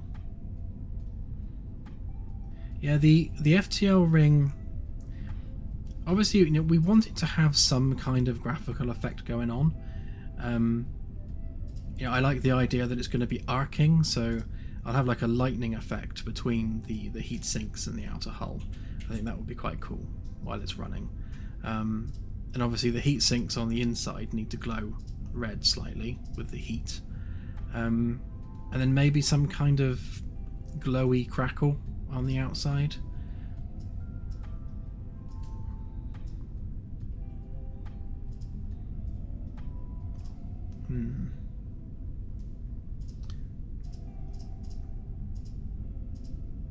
I actually picked up a Lightning VFX pack specifically for that, so I'll throw that on at some point. But yeah, it'd be nice if the rings sort of crackled with energy and sort of, you know, glowed a little bit with the energy field, because, you know, ultimately it is creating one massive energy field around the ship. So, you know, there should be some visuals to, you know, sell that. Maybe just the beginnings of the field maybe glowing slightly, almost like a shield around the ship, but just where the rings are. I'll have a play with that, and then we'll see. Claire was speaking with our sound guy, Jose, and he's kind of itching to get some more sounds into the game. So one of the things we're going to be doing, hopefully soon, is just having a look at, you know, where we're missing some really obvious audio, you know, getting that done. So things like, you know, obviously the engines need to make noise, and you know, the FTL could do with making a bit more noise. Just general noise and SFX around the ship.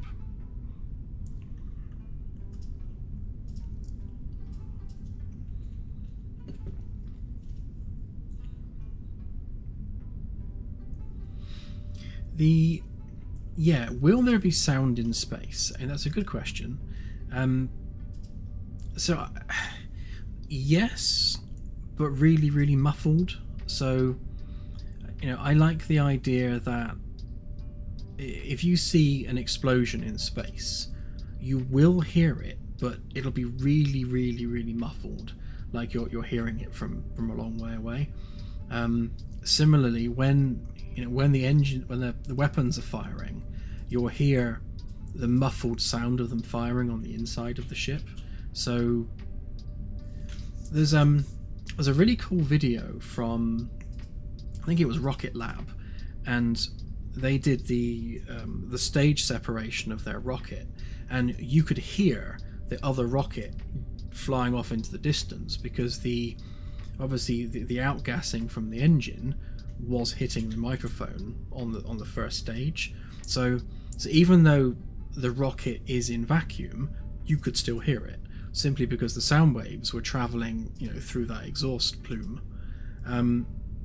So, you know, as such, you know, it makes sense that yes, you would hear an explosion if that sound wave was carried in a medium, i.e. a bubble of gas. So in the same way that you could hear the Rocket Lab stage sep, you would hear gas propagating sound in space. As long as that gas cloud obviously hit the ship. So if we did it completely realistically and had no sound out whatsoever, it just wouldn't be an enjoyable experience.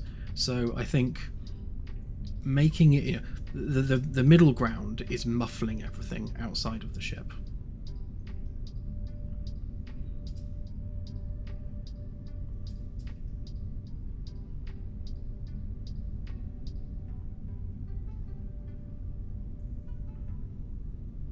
Yeah, the reactor is going to pulse, because the idea of these fusion reactors isn't that they're always constantly on. They fire a pulse that creates energy, and then to be net positive energy, they need to be firing pulses, so they're firing the beams at each other. So the fusion reactor on the ship needs to, on its lowest power setting, be visually firing pulses, and then as you turn the power up, those pulses get quicker and quicker and quicker until it's just a constant hum. And obviously we need the audio to reflect that as well.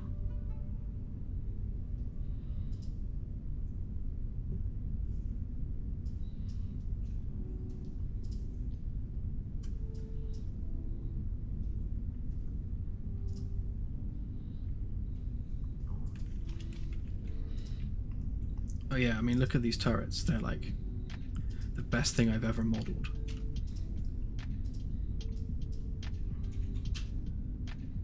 Eat your heart out, Star Citizen.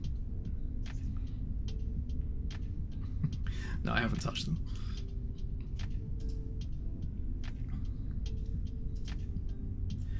Yeah, the weapons are dual railgun and beam lasers, so they're kind of like dual purpose. So they'll have multiple turrets on them, and the idea is that they'll be they have dynamic mode switching, so you'll be able to switch the turret from either beam mode or railgun mode, and it will have obviously multiple barrels to support that.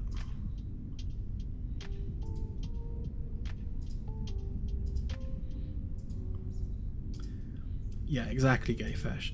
Yeah, someone mentioned Battlestar Galactica, and I haven't seen it in quite a while, but yeah, I do remember the sounds being muffled in space, and that's exactly how we want it. So, and even your actual own laser turrets on your ship. So if you're in the bridge and the weapons are firing, you'll hear just like the muffled sound of them firing because they're on the outer hull. And obviously that sound will get louder the closer you get to the turret. So, someone stood at the front of the ship will hear the guns a lot louder than someone on the bridge. So, we want that kind of spatial audio.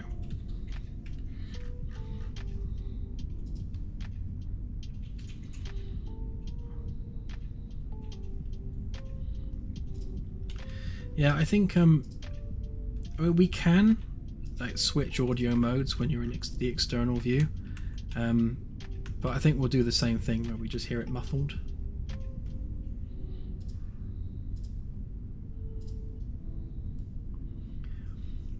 Yeah, it's that's an awkward thing, when you're trying to be as scientifically accurate as possible. Scientifically accurate takes some of the fun away, so we have to basically compromise on a few things for the sake of fun.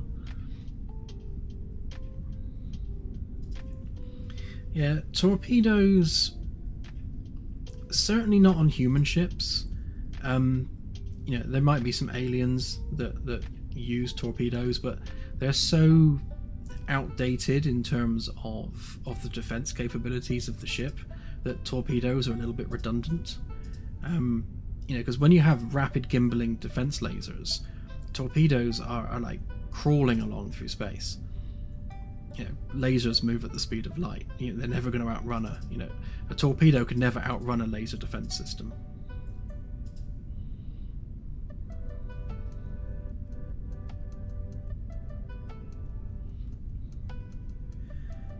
Yeah, definitely hair Ikes. And it just happens that Jose actually did work on Elite Dangerous, so that's really cool.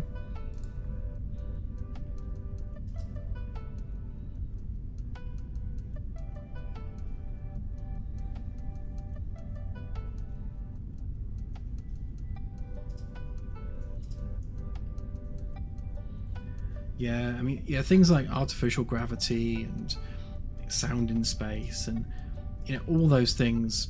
You kind of just have to hand wave it for the sake of enjoyable gameplay. But we will add the realism where we can. And like I said, the compromise is to muffle the sound in space, not get rid of it completely.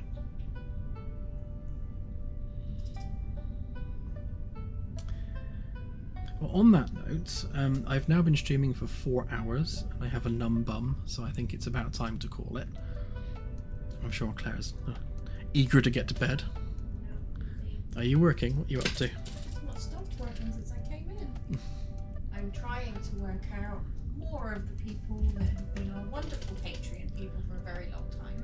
Mm-hmm. Also purchase Kickstarter. So I'm trying to put 2 and 2 together. And a few people have messages, by the way, if you're old Patreon people. Oh, there we go. So, yeah. So Claire says, if you supported us on Patreon and then supported us on Kickstarter, then Claire's probably messaged you because she's not many, only 3 or 4 people. Okay, well, let's check anyway. What she's doing is she's going through basically our backer spreadsheet and just making sure that we've tied people together. So if someone's backed on Patreon or PayPal and then has backed on Kickstarter, we need to make sure that we've got those people tied together with their Discord name, with the name they want in the credits, and all that stuff. So Claire, 3 people have had a promotion as well. Oh, yeah. So it's worth answering the emails because promotions happen. So the way we're handling backer tiers is, if you've been paying us on Patreon for a period of time, and obviously that sum, that total amount, takes you over a tier amount. So someone who might be paying £3 or £4 a month eventually will become captain because it will have added up. So we take the cumulative amount of anyone that's backed.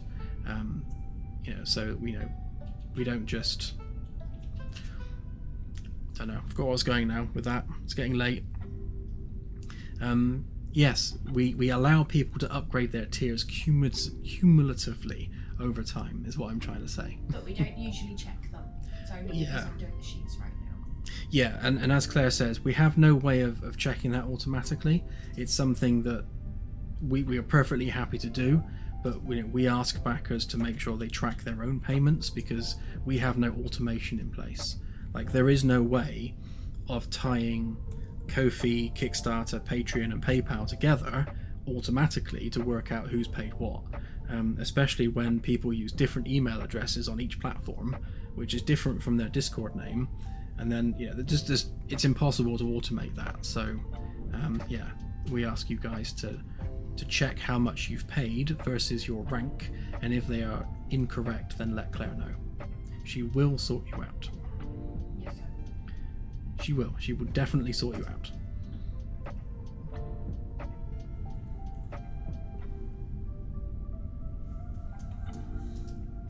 Right.